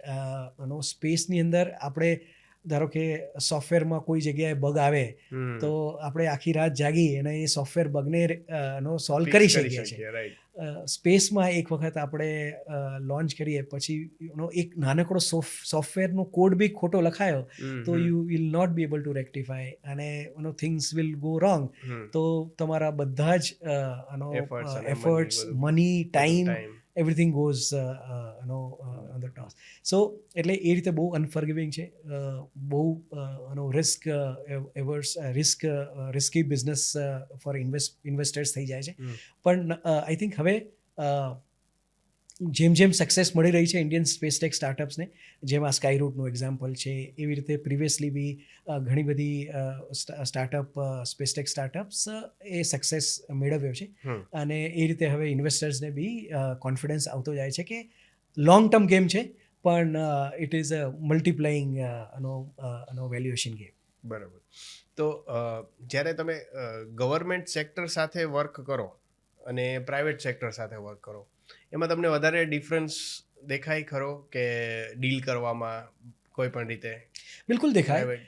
બિલકુલ દેખાય. ગવર્મેન્ટ આપણે જેમ સમજીએ છીએ કે આપણે ગવર્મેન્ટ ઓથોરિટીઝ તરફેણમાં વાત કરીએ તો એ લોકોને બી ઘણા બધા રિસ્ટ્રિક્શન્સ છે, પબ્લિક મની છે, ટેન્ડર વગર ગમે એટલી સારી ટેકનોલોજી હોય, ઇનોવેટિવ ટેકનોલોજી હોય, પણ ટેન્ડર વગર એ લોકો અમુક ટાઈપના કામ તમે આપી ના શકે. તમને ખબર છે કે ઇન્ડિયામાં તમે એકલા જ છો જે આ ટેકનોલોજી પર કામ કરો છો. તમને કોઈ એવા કોમ્પિટિટિવ છે જ નહીં. છતાંય બી તમારે એ પ્રોસેસને ફોલો કરી અને પ્રાઇસ ડિસ્કવરી જે કે સરકારમાં સૌથી ઇમ્પોર્ટન્ટ વસ્તુ એ છે કે કોઈ બી વસ્તુનું પ્રાઇસ ડિસ્કવરી પ્રોપર થઈ છે કે નહીં એ કોઈ બી ઓથોરિટીએ પ્રૂવ કરવાનું જ રહે. એટલે એ જે આખી સિસ્ટમ છે એમાં તમને જે ડિલે થાય, જે તમને પ્રોસેસમાં તમારે એ પ્રોસેસ પ્રમાણે ચાલવું પડે, એના માટે થોડું સ્લોનેસ તમને દેખાય. પણ એવી વાત બી છે કે જે પ્રાઇવેટ કંપનીઝનું સ્કેલ અને ગવર્મેન્ટનું સ્કેલ, એમાં બી તમને ઘણો ડિફરન્સ હોય. ગવર્મેન્ટમાં તમને જે સ્કેલ મળે, તમને જે આખું કામ કરવાનું જે વોલ્યુમ મળે, અને સ્પેશિયલી ઇન્ડિયા, આપણે બહારના દેશોમાં આપણે જ્યારે વાત કરીએ, એરિયા નાનો છે, પોપ્યુલેશન ઓછું છે, દરેક વસ્તુના સ્કેલ લિમિટેડ છે. જ્યારે ઇન્ડિયામાં સ્કેલ જ એટલો મોટો છે કે તમે સરકારમાં તમને ગવર્મેન્ટ સાથે તમે જોડાઓ ત્યારે તમને સ્કેલ ઘણો સારો મળે વર્સિસ ધ પ્રાઇવેટ કંપનીઝ.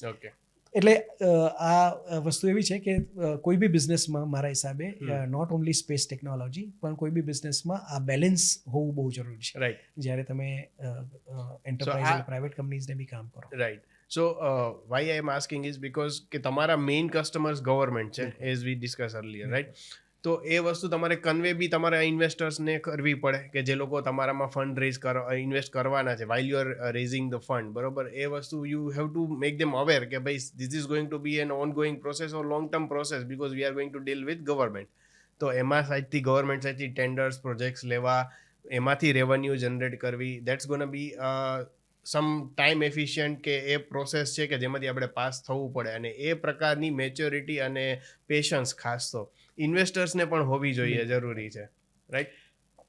આ જગ્યાએ જ્યારે તમારી વાત બિલકુલ સાચી છે. ઇન્વેસ્ટર્સ જનરલી ગવર્મેન્ટ ફોકસ બિઝનેસમાં બિલીવ ઓછું કરે. તમારે ઘણું બધું કન્વિક્શન રાખવું પડે. પણ એક બીજી વસ્તુ એ છે કે આ ટાઈપના બિઝનેસમાં અમે લોકો ગ્લોબલ માર્કેટને ટાર્ગેટ કરી રહ્યા છીએ. આપણે ખાલી ઇન્ડિયા માર્કેટ આપણા માટે ઓપન નથી.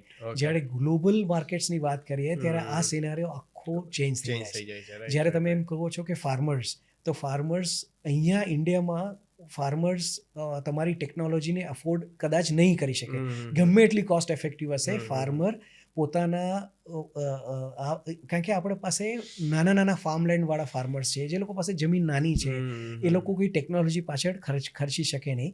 અને એમાં સરકારે જ એઝ અ ફાર્મર વેલફેર આ બધી ટેકનોલોજી એમને પ્રોવાઈડ કરવી પડે. જ્યારે બહારના દેશોમાં, ડેવલપ કન્ટ્રીઝમાં ફાર્મર ઘણા સમૃદ્ધ છે Correct. આ બધી ટેકનોલોજીમાં ઇન્વેસ્ટ કરવા માટે. કરેક્ટ તો કરેક્ટ ત્યાં આપણે B2C બિઝનેસમાં જઈ પણ શકીએ. ઘણું ત્યાં કામ કરી ટેકનોલોજી એડેપ્ટેશન પણ સારું છે. શકીએ. ઘણું સારું છે. લોકલ લેવલે ઇવન કન્ઝ્યુમર લેવલે બી ઘણું બધું એ લોકો ટેકનોલોજી એડપ્ટ કરે છે. બીજું એઝ અ ગવર્મેન્ટ પ્રોક્યોરમેન્ટ પણ એટલું બધું સ્લો નથી બહારના દેશોમાં. કરેક્ટ એ લોકોની પ્રોસેસ ઘણી સરળ છે Correct, compare to for example આજે ફોરેસ્ટ ફાયરનો જ કેસ છે, સ્પેનનું એક્ઝામ્પલ દીધું હોય તો કેનેડામાં રેગ્યુલરલી ત્યાં ફોરેસ્ટ ફાયર થતી હોય છે અને ત્યાં તો બહુ જ એની ઇન્ટેન્સિટી વધારે બિલકુલ, હોય છે. બિલકુલ. એનો AQI જે છે એર ક્વોલિટી ઇન્ડેક્સ એટલો ડ્રાસ્ટિકલી ડાઉન થઈ જાય કે ગવર્મેન્ટ એડવાઇઝરી રિલીઝ કરે છે પબ્લિકને કે આજે તમે વર્ક ફ્રોમ હોમ કરજો, ઘરની બહાર ન નીકળતા. બિલકુલ બિલકુલ એટલે આવા કેસીસમાં જેમ કે ઓન્ટારિયો છે કે પછી મેનિટોબા છે કે ત્યાંના ડિફરન્ટ સ્ટેટ્સ છે, ત્યાં આ ગવર્મેન્ટ જો આ તમારો યુઝ કેસ ઇમ્પ્લિમેન્ટ કરે આ વસ્તુથી અને જો ફોરેસ્ટ ફાયર પહેલેથી જ પ્રિવેન્ટ કરી શકાતી હોય અને એવા બધા કોઈ સ્ટેપ્સ લઈ શકતા હોય તો it's a good thing for them as well. હમણાં થોડા સમય પહેલાં ગૂગલ એ ફોરેસ્ટ ફાયર માટે મિલિયન્સ ઓફ ડોલર ઇન્વેસ્ટમેન્ટનું અનાઉન્સમેન્ટ કર્યું. મોસ્ટલી એ લોકો બી પોતાના સેટેલાઇટ્સ પ્લાન કરી રહ્યા છે. અમે બી આગળ જતાં કોઈ કોલાબોરેશન કરી Right. અને આ બધી વસ્તુ ગૂગલ જેવી કંપનીઝ કે જે લોકોની રીચ એટલી વધારે છે કે એ ખાલી ડેટા સેટ ઇન્ટિગ્રેટ કરવાથી સીધું આપણે ગ્લોબલ કન્ઝ્યુમર બેઝ પર પહોંચી જઈ શકીએ. તમે ગૂગલનું કીધું, મને એક બીજી પણ વાત આવે છે. જેમ ગૂગલ આપને શોર્ટેસ્ટ મેપ બતાડે છે, શોર્ટેસ્ટ પાથ બતાડે છે, એવી રીતે કદાચ કુલેસ્ટ પાથ બી બતાડી શકે બિલકુલ. Temperature based.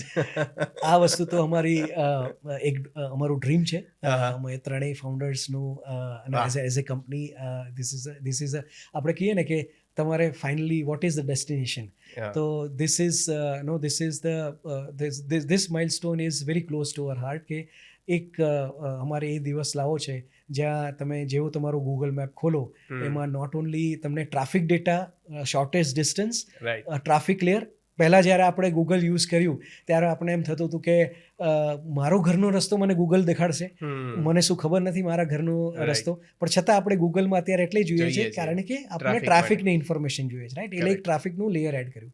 જો એની ઉપર એક થર્મલ કમ્ફર્ટ રૂટ Right. જેને કહેવાય કે જે કુલેસ્ટ રૂટ, કુલેસ્ટ રૂટ. એ ઇન્ફોર્મેશન બી આવી જશે તો it will B one more additional information correct. કે નોટ ઓનલી અને આપણે પોતાની એસી કારમાં આ વસ્તુ કદાચ હજી સમજી નહીં શકીએ, પણ એઝ અ એલ્ડરલી પર્સન કે Right. જે વોક પર જઈ રહ્યા છે, ટુ વ્હીલર જે ઉપર ટુ વ્હીલર બાઇકર્સ, જે ગિગ વર્કર્સ જે કહીએ છીએ, કરેક્ટ. જે પોર્ટર્સ, ઝોમેટોઝ, ડિલિવરી બોયઝ, જે આપણે પીક સમરમાં આટલી બધી કાળી મજૂરી કરીને માર્જિનલ લેબરર્સ જે લોકો કોન્ટ્રાક્ટ લેબરર્સ જે Yes. કામ કરી રહ્યા છે, યસ યસ. એ લોકોને આ બધી ઇન્ફોર્મેશન ખૂબ ઉપયોગી થવાની છે. લેબર માટે કેવી રીતે યુઝફુલ થઈ શકે? આમાં છે ને કોન્ટ્રાક્ટ લેબર્સ, હવે તમે જોશો તો તમે કોઈ બી અત્યારે નોટ ઓનલી ડેવલપ કન્ટ્રીઝ, પણ હમણાં હું આપણા અમદાવાદ મ્યુનિસિપલ કોર્પોરેશનની એક નોટિફિકેશન વાંચતો હતો તો ડ્યુરિંગ ધ પીક સમર એ લોકો એક નોટિફિકેશન બહાર પડે છે કે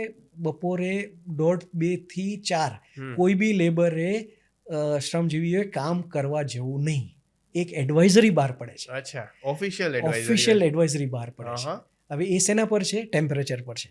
હવે આ જ વસ્તુ બ્લેન્કેટ સિટી વાઇડ તમે આપો અને એટલો બધો પ્રોડક્શન લોસ કરો એની જગ્યાએ જો તમે એમ કહો કે ભાઈ વટવા એરિયામાં તો વાહ. ડેફિનેટલી નથી જવા જઈ શકાય જેવું, કારણ કે right. અમુક થ્રેશોલ્ડથી વધારે ટેમ્પરેચર છે. ટેમ્પરેચર. જ્યારે વર્સિસ તમે સીજી રોડ પર કરેક્ટ. ટેમ્પરેચર હજી કંટ્રોલ છે, ત્યાં તમે કામ જઈ શકો સેફ છે કરવું. કરેક્ટ. તો કરેક્ટ. આ એક બે કમ્પેરિઝન એક જ સિટીમાં બહુ વાહ. મોટું Correct.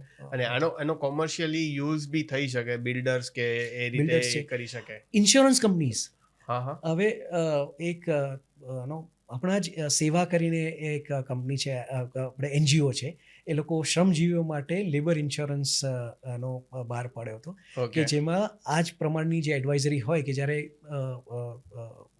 હોટેસ્ટ સમરમાં માર્જિનલ લેબર્સ જ્યારે કામ કરવા ના જઈ શકે તો એ લોકોનો જે પે લોસ થાય એ ઇન્સ્યોરન્સ કંપનીઝ એ લોકોને કમ્પન્સેટ કરે. બરાબર. હવે ઇન્સ્યોરન્સ કંપનીઝ માટે અગેન બ્લેન્કેટ લોસ એબ્ઝોર્બ કરવો મોટો અને loss છે, એક right. સ્પેસિફિક એરિયામાં જે પ્રોપર એડવાઇઝરી છે એ પ્રમાણે લોસ ઓબ્ઝર્વ કરો એ બહુ સરળ અને Correct. વાસ્ટ યુઝ કેસ થઈ Vast શકે use આનો, case રાઈટ. સાચી વાત છે. હવે જે આપણે સેટેલાઇટમાં કે પછી આપણું મોસ્ટલી મેક ઇન ઇન્ડિયા આપણું જે મિશન ચાલતું હોય છે, રાઈટ?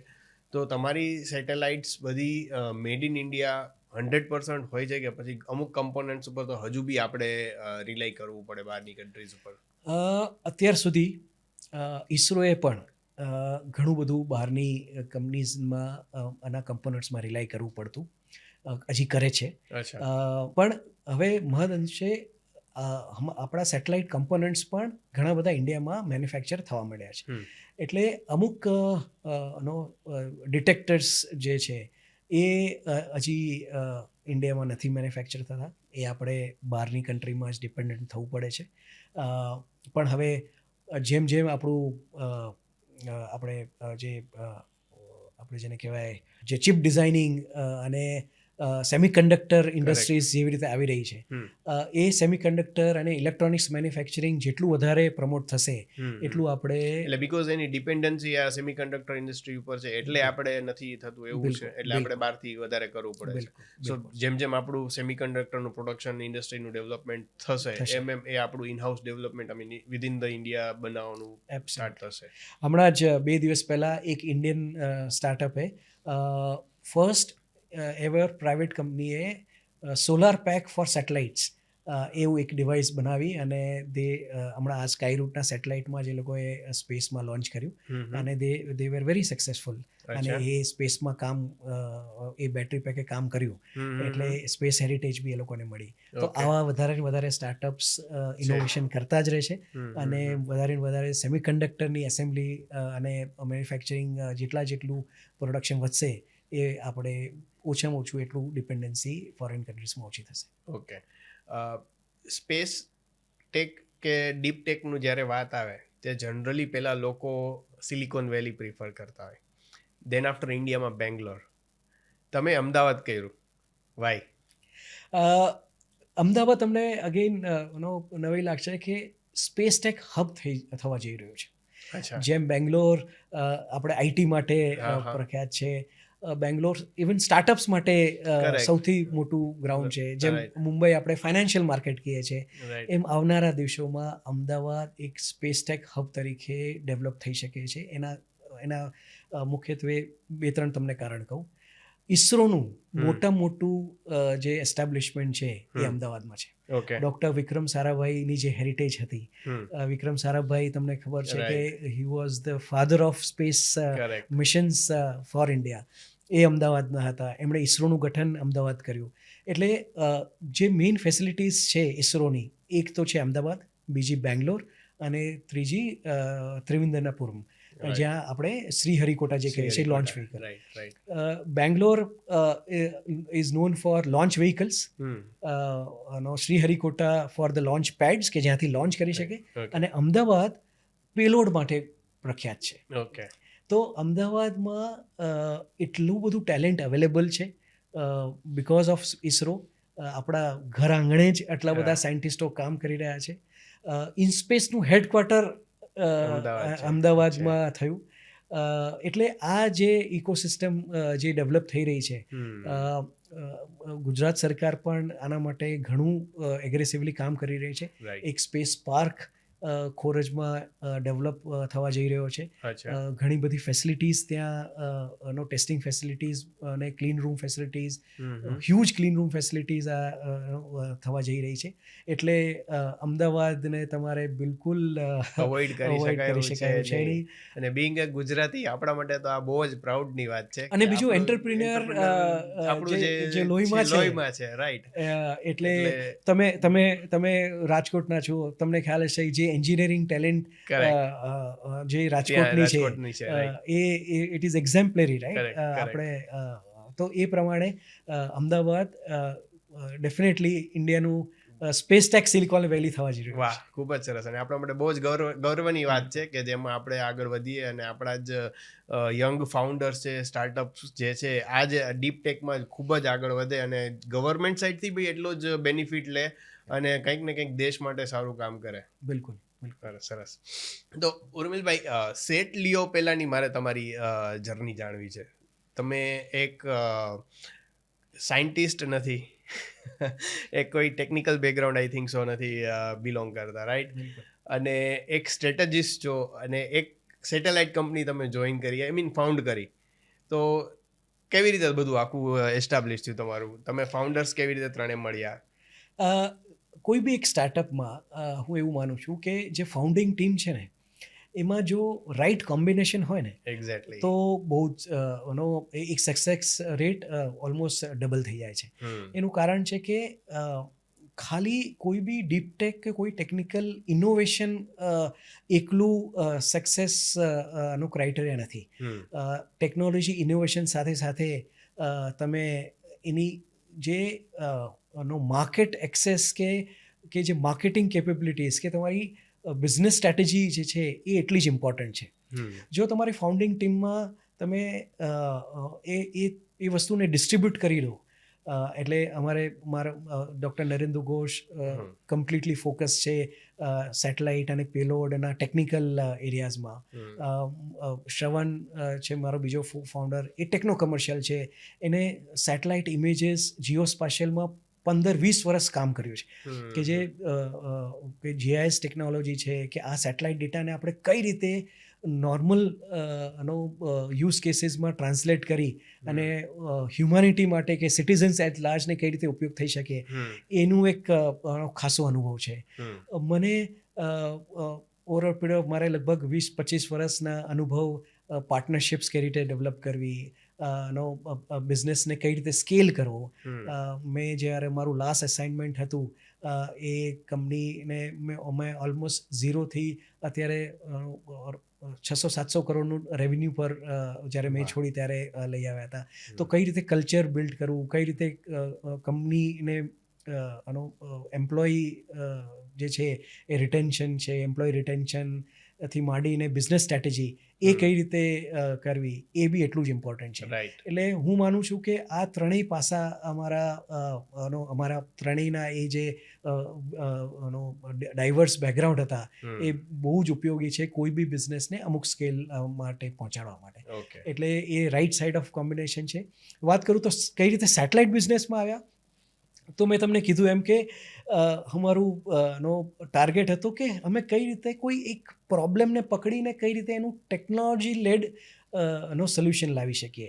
અને સેટેલાઇટ બીકેમ ઇન્સિડેન્ટલ થિંગ કે પછી ખ્યાલ આવ્યો કે સેટેલાઇટ સિવાય બીજો આમાં કોઈ બીજો વિકલ્પ જ નથી અને જે સ્કેલ અમારે અચીવ કરવો છે એમાં કોઈ વિકલ્પ જ નથી. ફોર્ચ્યુનેટલી અમારી પાસે એ નુહાવ હતો ડૉક્ટર નરેન્દ્ર ઘોષ પાસે અને એમના એક ઇસરોના સાયન્ટિસ્ટ અને આખી ટીમ પાસે. એટલે અમે આ સ્ટેજ સુધી પહોંચ્યા અને હજી બી આગળ લઈ જવાના છે.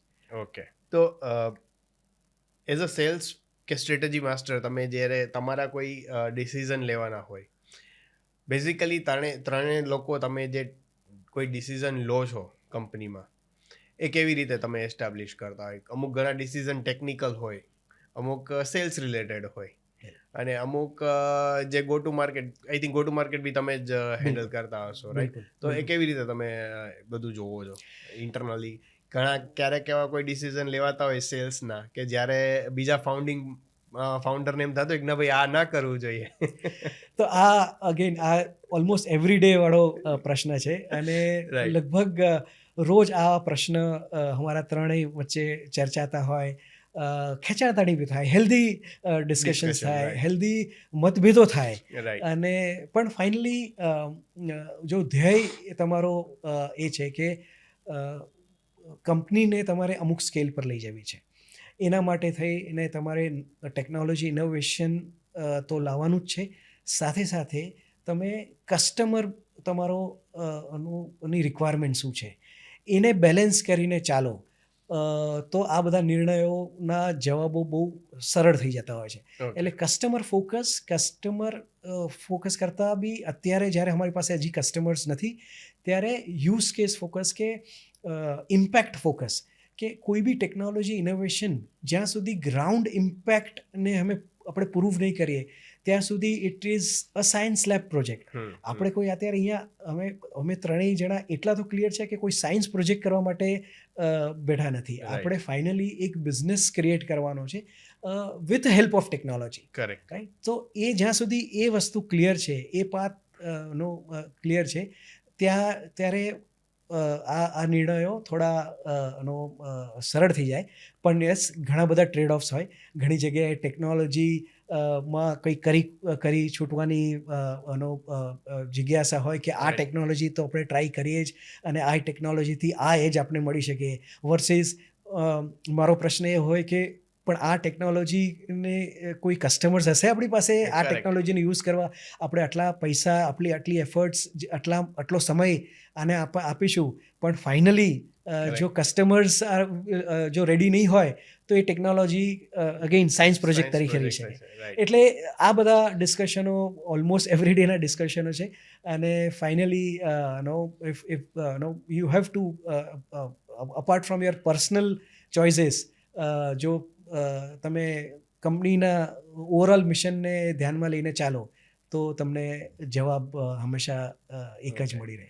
તો જનરલી કોઈ કંપનીઝમાં શું છે કે એમ્પ્લોઈઝ માટે કોઈ એક સક્સેસફુલ ડિલિવર્ડ પ્રોજેક્ટ હોય એ એમનું મોટિવેશનનું મેઇન રીઝન બનતું હોય છે કે એના બેઝ ઉપર પોતાની પણ સક્સેસ એ લોકો ચેક કરતા હોય છે કે મેં આટલું અચીવ કર્યું પ્રોજેક્ટ કમ્પ્લીટ થાય એના આધારે.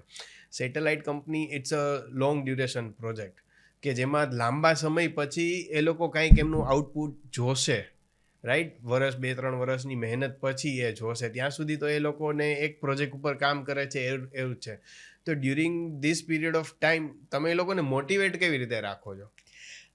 અગેન આમાં અને એક પ્રોજેક્ટ તરીકે ના જોઈ શકાય, કારણ કે એક પ્રોજેક્ટ તરીકે જોવા જઈએ તો ઓલમોસ્ટ એક પેલોડ સેટેલાઇટ બનતા 12 થી 18 મહિનાનો સમય લાગતો હોય છે. એટલે આપણે એના દરેક TRL લેવલ્સ હોય, એટલે ટેકનોલોજી રેડીનેસ લેવલ્સ હોય કોઈ બી પ્રોડક્ટના ડેવલપમાં. જેમ તમે TRL લેવલ્સ અચીવ કરતા જાઓ, again and you have to celebrate that achievement, and that's where તમે એમ્પ્લોઈઝને મોટિવેટ રાખી શકો. એક નાનકડું ઇલેક્ટ્રોનિક કોઈ આઈસી બોર્ડ ડિઝાઇન કરી અને એમાં જે આઉટપુટ મળે, that itself can be a very good motivating factor for any fresh electronics guy. કે કોઈ ઓપ્ટિક્સ ડિઝાઇન કરતા હોય અને એમાં જે અમુક કન્સ્ટ્રેન્ટ સાથે એ લોકો કામ કરતા હોય ને અમુક એક ઓબ્જેક્ટિવ સાથે કામ કરતા હોય, એ અચીવ થઈ જાય, that also becomes a huge success. એટલે આ જે સેટેલાઇટ મિશન છે એમાં બી અલગ માઇલસ્ટોન હોય છે, પ્રોજેક્ટ રેડીનેસ હોય છે. એ દરેક માઇલસ્ટોન દરેક સાયન્ટિસ્ટ, દરેક સેટલીઓના એમ્પ્લોયી કે ફ્રેશ એન્જિનિયર માટે બહુ જ ઇમ્પોર્ટન્ટ હોય. અને વન્સ આ જે TRL લેવલ અચીવ થાય એટલે એ એમના માટે એક બહુ ઇમ્પોર્ટન્ટ માઇલસ્ટોન બની જતો હોય છે. અને દેન we celebrate those milestones. Okay. તો ફાઉન્ડર્સની વાત કરીએ તો જ્યારે કોઈ પણ ફાઉન્ડર્સ છે એ જ્યારે કો ફાઉન્ડર્સને ચૂઝ કરતા હોય ત્યારે શું મેટર કરતું હોય છે? ફ્રેન્ડશિપ, ટ્રસ્ટ કે પછી કોમ્પ્લિમેન્ટરી સ્કિલ્સ? કઈ વસ્તુને વધારે પ્રાયોરિટી આપવી જોઈએ? સૌથી વધારે તો મારા હિસાબે trust is the top of the list. સૌથી વધારે પ્રાયોરિટી તો ટ્રસ્ટની જ હોય છે, કારણ કે ટ્રસ્ટ એક વસ્તુ એવી છે કે જે દરેક ફેસેટમાં, દરેક એરિયામાં જરૂરી હોય છે. કોઈ કમર્શિયલ ડિસ્કશન હોય, કોઈ ફાઇનાન્શિયલ ડીલિંગ હોય કે કોઈ ટેકનિકલ પેરામીટર હોય, ટ્રસ્ટ સિવાય બહુ જ ઇમ્પોર્ટન્ટ છે કે 3 ફાઉન્ડર કે જે બી ટોપ મેનેજમેન્ટ ટીમ હોય, એ trust is the most important thing. બીજું કે એકબીજાની જે દરેક ઇન્ડિવિજ્યુઅલ પાસે અલગ કરિયરના માઇલસ્ટોન હોય. મારા માટે કદાચ પૈસા કમાવા પ્રાયોરિટી હોઈ શકે તો હું આ બિઝનેસમાં આવું. કોઈ સાયન્ટિસ્ટ માટે એક પ્રોજેક્ટનું સક્સેસફુલ હોવું એ એમનું એક માઇલસ્ટોન હોઈ શકે. તો આ બધા જે માઇલસ્ટોન છે એ ફાઉન્ડિંગ ટીમમાં એકબીજાને સમજી અને જો આગળ ચાલે કે આ દરેક વ્યક્તિના માઇલસ્ટોન અલગ છે, દરેક 3 ફાઉન્ડિંગ મેમ્બર હોય તો 3નું ખાલી પૈસા એ ઓબ્જેક્ટિવ ના હોઈ શકે. એક્સપેક્ટેશન્સ બધાની અલગ અલગ હોઈ બિલકુલ, શકે, બિલકુલ. રાઈટ? એટલે એ જે નો જે આપણી જે પ્રાયોરિટીઝ છે, ઇન્ડિવિજ્યુઅલ પ્રાયોરિટીઝ છે, એને એકબીજાને સમજી અને એ જે ટ્રસ્ટ આવે, that is the top most thing. Okay. Complimentary skills, આ બધી વસ્તુ કેળવી શકાય. કોઈ ઓછા વત્તા માપમાં સ્કિલ સેટ હોય તો તમે એ ટીમ મેમ્બર કોઈ અને રિક્રુટ કરીને બી એ સ્કિલ સેટને તમે એડ કરી શકો. રાઈટ. પણ ટ્રસ્ટ અને જે એકબીજાને સમજવાની જે વાત છે એ ઇટ ઇઝ નોન નેગોશિયેબલ. એ Correct. તમે કોઈ દિવસ કઈ વસ્તુમાં રિપ્લેસ નહીં કરી શકો. Correct, very well said. Urmilbhai, I think તમારો એક્સપિરિયન્સ 22 યર્સ, બિલકુલ. રાઈટ? 22 યર્સનો તમારો એક્સપિરિયન્સ છે. સપોઝ કરો કે આજે કોઈ 22 વર્ષનો ગુજરાતનો યુવાન છે કે જેને કોઈ ડીપ ટેકમાં કે સ્પેસ ટેકમાં સ્ટાર્ટ કરવું છે. એની પાસે આઈડિયા જબરદસ્ત છે, ફંડિંગ બિલકુલ નથી, કનેક્શન્સ કોઈ જ નથી. તમે શું એડવાઇસ આપશો એને? કેવી રીતે કરવું જોઈએ? પહેલાં તો એ જે બી આઈડિયા છે એ ટેકનોલોજી ડ્રિવન છે કે ઇમ્પેક્ટ ડ્રિવન છે, એ સમજવું બહુ જરૂરી છે. એ કેવી રીતે સમજી શકાય?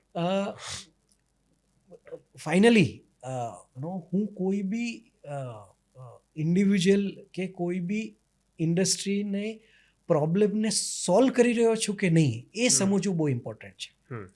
ભલે એ ટેકનોલોજીના ઇનોવેશનથી હોય કે કોઈ સર્વિસ લેડ હોય કે કોઈ પ્રોસેસ ઇમ્પ્રુવમેન્ટ કરીને તમારી પાસે એ આઈડિયા હોય, પણ ફાઇનલી એ જે પ્રોબ્લેમ છે એને તમે કેટલી હદે સોલ્વ કરી શકો છો અને કેટલું રેપિડલી સોલ્વ કરી શકો છો, અને વેધર એ પ્રોબ્લેમ સોલ્વ કરવા માટેની જે પ્રોસેસ છે એ યુનિક છે કે નહીં.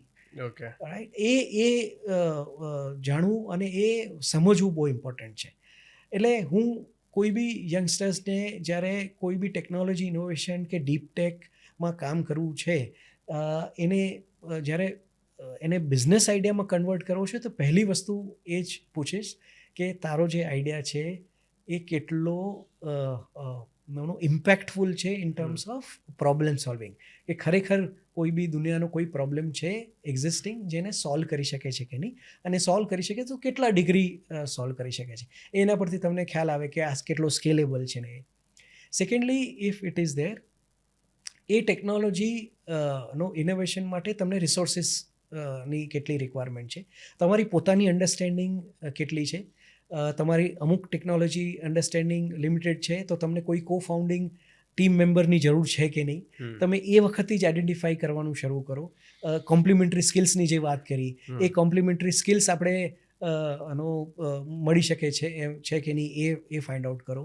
તમારા કલીગ્સ છે કે તમે જ્યાં કોઈ કોલેજમાં તમે સાથે ભણતા હોય, સરખા ઇન્ટરેસ્ટ કોમ્પ્લિમેન્ટરી સ્કિલ્સવાળા ફ્રેન્ડ્સ હોય તો એની સાથે આપણે જોડાઈને કંઈ તમે કરી શકો કે નહીં. અને એ પણ કશું જ ના હોય તો અત્યારે લોટ ઓફ ઇન્ક્યુબેશન સેન્ટર્સ આ સપોર્ટ ઓફર કરે છે. ઓકે, જેમ મેં તમને IIM વેન્ચર્સની વાત કરી એમ ઘણા બધા ઇન્ક્યુબેશન સેન્ટર્સ છે. ગુજરાતમાં ધારો કે આઈહબ, અમદાવાદમાં આઈહબ છે, ઘણા બધા ઇન્ક્યુબેશન સેન્ટર્સ છે. દરેક યુનિવર્સિટી પાસે પોતાના ઇન્ક્યુબેશન સેન્ટર્સ છે, IIT પાસે પોતાના ઇન્ક્યુબેશન સેન્ટર્સ છે. ત્યાં જઈ આ આઈડિયાને વધારે ને વધારે વેલિડેટ કરો, પ્રોફેસર સાથે કે જે લોકો એક્સપિરિયન્સ છે ઇન્ક્યુબેશનમાં, જે લોકો છે એ લોકો સાથે ચર્ચા કરો, એને વધારે ને વધારે શાર્પન કરો, અને then people will, if the idea is powerful, તમને હેલ્પ મળી જ રહેશે. Whether it is resources, whether it is money, or whether it is the ecosystem. Okay, the idea has to be powerful. If that is there, I don't think there is anything કે ક્યાં તમે અટકશો. Okay, અત્યારની ecosystem તો એટલી mature છે કે તમને ક્યાંય અટકવા નહીં દે. ઓકે. તો એના ઉપર જ બીજો ક્વેશ્ચન આવે કે શું લોકોએ ફાઉન્ડર્સે યુનિક આઈડિયા ફાઇન્ડ કરવો જોઈએ કે પછી એક્ઝિસ્ટિંગ જ કોઈ પ્રોબ્લેમ હોય? ઘણા એવા પ્રોબ્લેમ્સ છે કે જે એક્ઝિસ્ટિંગ એના પર ઓલરેડી બિઝનેસ વર્ક કરી રહ્યા છે, પણ ક્યાંક ને ક્યાંક કોઈક અંશે હજુ પ્રોપરલી એક્ઝિક્યુશનમાં ન આવતું હોય કે કોઈક બીજી વસ્તુ એમાં મિસિંગ હોય, કે એ ગેપ ફિલ કરી અને એને ઇમ્પ્લિમેન્ટ કરવો જોઈએ. મારા હિસાબે બંને વસ્તુ નો કરી શકાય. ઇટ ઓલ ડિપેન્ડ્સ કે તમારું ઓવરઓલ ઓબ્જેક્ટિવ અને જો તમારો idea one of its kind હોય, જ્યાં કોઈ જગ્યાએ કશું આ ટેકનોલોજી એક્ઝિસ્ટ જ નથી કરતી, નથિંગ લાઇક ઇટ, રાઈટ? કારણ કે તો તમે ઇન્વેસ્ટર્સને વધારે સારી રીતે કન્વિન્સ કરી શકશો. કારણ કે સૌથી પહેલાં ઇન્વેસ્ટર્સ કે કોઈ બી જગ્યાએ તમને ફંડિંગ માટે તમે જશો તો તમને એ સવાલમાં પૂછવામાં આવશે કે તમારો આઈડિયા કેટલો ડિફેન્સિબલ છે. એટલે ડિફેન્સિબલનો મિનિંગ એ છે કે કોઈ કોમ્પિટિટર કેટલું ઝડપથી, કારણ કે જેવો તમે આઈડિયા તમારો એક્ઝિક્યુશન ચાલુ કરશો એવું ખબર તો તમારો આઈડિયા સિક્રેટ તો રહેવાનો નથી, રાઈટ? કેટલું જલ્દી કોઈ તમારું કોમ્પિટિટર કે કોઈ તમારું કલી કે કોઈ તમારું પિયર કંપની કેટલું જલ્દી એ આઈડિયાને રેપ્લિકેટ કરી શકશે, રાઈટ? એટલે that is the degree of defensibility. જો જેટલો વધારે ડિફેન્સિબલ આઈડિયા હશે એટલું ઇન્વેસ્ટર વધારે ને વધારે તમારા પર કોન્ફિડન્ટ રહેશે નેચરલી, કારણ કે એ લોકો પૈસા ઇન્વેસ્ટ કરે છે. એટલે હવે ધારો કે મને કોઈ પૂછે કે ઉર્મિલભાઈ તમે આ થર્મલ ડેટાની વાતો કરો છો, કોઈ બીજી સેટેલાઇટ કંપની આ થર્મલ નો ટેકનોલોજી પર કામ નહીં કરી શકે? બિલકુલ કરી શકે. આઈડિયાઝની કમી નથી, ટેકનોલોજીની કમી નથી, સ્કિલ સેટની કમી નથી, પણ આ વસ્તુને ડેવલપ કરતાં એમને 2 થી 2.5 વર્ષ થાય ત્યાં સુધીમાં હું બીજું કોઈક ઇનોવેશન આગળ લઈ આવું તો હું કોમ્પિટિશનથી હંમેશા આગળ રહીશ. તો એ ડિફેન્સિબિલિટી વસ્તુ બહુ ઇમ્પોર્ટન્ટ છે. પેલું છે કે ને મોટ. બિલકુલ. તો એ આઈડેન્ટિફાઈ કરવું અને એના પર કામ કરવું. જરૂરી નથી કે તમારો આઈડિયા એટલો બધો યુનિક હોય. થોડું પ્રોસેસ ઇમ્પ્રુવમેન્ટથી તમે એ વસ્તુને એક્ઝિક્યુટ કરી શકો, પણ ત્યાં બીજા બધા ઘણા બધા ફેક્ટર્સ છે કે તમે કેટલું એ જલ્દી આઈડિયાને ઇમ્પ્લિમેન્ટ કરી શકો. કારણ કે આઈડિયા એકલો આવો અને આઈડિયાને એક્ઝિક્યુટ કરવું, આ બે બહુ મોટી ડિફરન્ટ વાત છે. Execution is the key. એટલે આઈડિયા તો આ રૂમમાં કદાચ 10 જણના હોઈ શકે, પણ એ આઈડિયાને જો એક્ઝિક્યુટ તમે કરી શકો તો then it will be a innovative thing for you to do. Right. તો તમારું વિઝન, તમારું મિશન શું છે મેઇન? જેમ તમે ફાઉન્ડર્સની દરેક વાત કરી કે દરેક ફાઉન્ડર્સની અલગ અલગ એક્સપેક્ટેશન્સ હોય છે, તમારું શું વિઝન છે પ્રોપરલી? ઓર એલ્સ કે તમારું વિઝન શું છે ખાસ? સો સેટલીઓનનું વિઝનની વાત કરીએ તો ફાઇનલી અમારું વિઝન તો એ છે કે જલ્દીમાં જલ્દી વહેલામાં વહેલી તકે અમે અમારું આખું કોન્સ્ટલેશન તૈયાર કરી અને સ્પેસમાં લોન્ચ કરી શકીએ. એ અમે જે મિશનથી આગળ ચાલી રહ્યા છે, જે રિઝોલ્યુશન નો ડેટા અમે વિચારી રહ્યા છે, એ ડેટા સેટ પ્રોપરલી કેપ્ચર થાય અને our mission is to capture the entire globe, each and every inch of the globe twice a day. એટલે કોઈ બી એરિયા અમે ટ્વાઇસ એનો ડેટા સેટેલાઇટથી કેપ્ચર કરી શકવા જોઈએ. That is what are mission is. અને આખું સેટેલાઇટ, આખું કોન્સ્ટલેશન જ્યારે અમે પૂરું કરીશું ત્યારે અમે આ ઓબ્જેક્ટિવ રિઝોલ્વ કરીશું. એક જ સેટેલાઇટથી થઈ શકે કે એના માટે મલ્ટિપલ સેટેલાઇટ્સ? 12 થી 15 સેટેલાઇટ્સ અત્યારના અમારા ગણતરી પ્રમાણે 12 થી 15 સેટેલાઇટ્સ અમે લોન્ચ કરીશું ત્યારે અમારું આ મિશન મિશન પૂરું થશે. આ તો થઈ ટેકનોલોજીની વાત. બાકી ઇમ્પેક્ટની વાત કરીએ તો મેં તમને કીધું એમ કે જો અમે કોઈ બી ફાર્મરનો કે કોઈ બી સિટીઝન્સનો નેચરલ ડિઝાસ્ટરથી લાઈવ્સ સેવ કરી શકીએ, કે ફાર્મરનું ઉત્પાદન થકી એમનું જીવાદોરી અને જે એમનું ગુજરાન છે એમાં ઇન્કમમાં અમે એડ કરી શકીએ, તો that would be our best accomplishment for our mission. Very well said. Final question. Suppose જ્યારે ઇમેજિન કરો કે જ્યારે તમારું સેટેલાઇટ સક્સેસફુલી લોન્ચ થાય છે અને એ દિવસે સ્પેસમાંથી તમને ડેટા આવે છે, થર્મલ ઇમેજિંગ ડેટા, જે તમારા રેકોર્ડ છે બધા આવે છે, સ્ક્રીન્સ પર તમે જુઓ છો, that is your first milestone જે તમે અત્યારે ડ્રીમ કરો છો, રાઈટ? એ જ્યારે તમે જોશો સૌથી પહેલાં તમને મગજમાં શું વિચાર આવશે? શું વિચારશો? ફંડિંગના દિવસો, કે ટેકનોલોજી યાદ કરશો કે પછી પેલો ફાર્મરનો પ્રોબ્લેમ કે જેમાંથી તમે આખું મોટું ઊભું કર્યું? હા, બિલકુલ. તો આનો એક આખું રિવાઇન્ડ બટન તો પ્રેસ થશે કે આખી જર્ની યાદ આવશે. રાઈટ. પણ બીજું આઈ થિંક નો એ વસ્તુ બી પહેલું ખ્યાલ આવશે કે હજી આ ડેટાને કેટલું બેટર કરી શકાય, હજી આને આપણે કેટલું વધારે ઇમ્પેક્ટફુલ કરી શકાય, હજી વધારે ટેકનોલોજી ઇનોવેશન કરી શકાય, અને હજી આપણે કેટલું એને વધારે સારી રીતે જેને કહેવાય ને આનો ડિસ્ટ્રીબ્યુટ કરી શકાય કે Right. કોમન પબ્લિક પણ સેટેલાઇટ નો ડેટાનો ફાયદો લઈ શકે. Right. દેટ ઇઝ આવા વિચારો ડેફિનેટલી આવશે. I really wish two C કે હું ગૂગલ મેપ્સ જ્યારે ઓપન કરું ત્યારે મને કુલેસ્ટ પાથ બતાવે. બિલકુલ. I want to see that day કે જ્યારે અમને એઝ અ B2C કન્ઝ્યુમર કે નોર્મલ પબ્લિકને પણ આ ડેટા એટલો ઇઝીલી અવેલેબલ હોય અને ડે ટુ ડે લાઈફમાં એનું વેલ્યુ એડ થતી હોય કોઈક ને કોઈક રીતે. બિલકુલ. જેમ આપણે અત્યારે એમ કહીએ છીએ કે એક શાકવાળો બી યુપીઆઈ પેમેન્ટ એક્સેપ્ટ કરે છે, એક્ઝેક્ટલી. એટલી હદ સુધીની જો પેનિટ્રેશન આપણે Correct, નોર્મલ correct. સિટીઝન્સમાં આ વસ્તુને લઈ આવી શકીએ તો that would be real success. Very good. Thank you so much Urmilbhai, તમારી સાથે વાત કરી Thank you. ખૂબ જ જાણવા મળ્યું, બહુ જ શીખવા મળ્યું સેટેલાઇટ વિશે, ઘણું મારું નોલેજ પણ ઇમ્પ્રૂવ થયું અને તમે જે કામ કરી રહ્યા છો ખરેખર રિમાર્કેબલી ટ્રીમેન્ડસ વર્ક છે, સ્પેશિયલી બિંગ ગુજરાતી અને આપણા ગુજરાતમાંથી અમદાવાદમાંથી આવી એક કંપની ઊભી થઈ રહી છે સ્પેસ ટેકને લઈને કે જે ખરેખર ઘણા લોકોનું એક સપનું છે આ ઇન્ડસ્ટ્રીમાં કામ કરવું, આગળ વધવું. એટલે તમે એક કાઇન્ડ ઓફ રોલ મોડલ બની રહ્યા છો લોકો માટે અને આઈ એમ શ્યોર કે લોકો તમારી જર્નીમાંથી ઘણું બધું લર્ન કરશે અને એમની લાઈફમાં ઇમ્પ્લિમેન્ટ કરશે અને ક્યાંક ને ક્યાંક એનો યુટિલાઇઝેશન કરશે. Thank you so much. તમે ઘણા નો ભારી શબ્દો ઉપયોગ કર્યા છે, પણ ઇટ ઇઝ માય પ્રિવિલેજ, અને જો હું આ સ્ટાર્ટઅપ ઇકોસિસ્ટમને બી થોડો બી ઇન્સ્પાયર કરી શકું Right. તો મારા માટે એ બહુ મોટી વાત છે. Thank you so much. Thank you.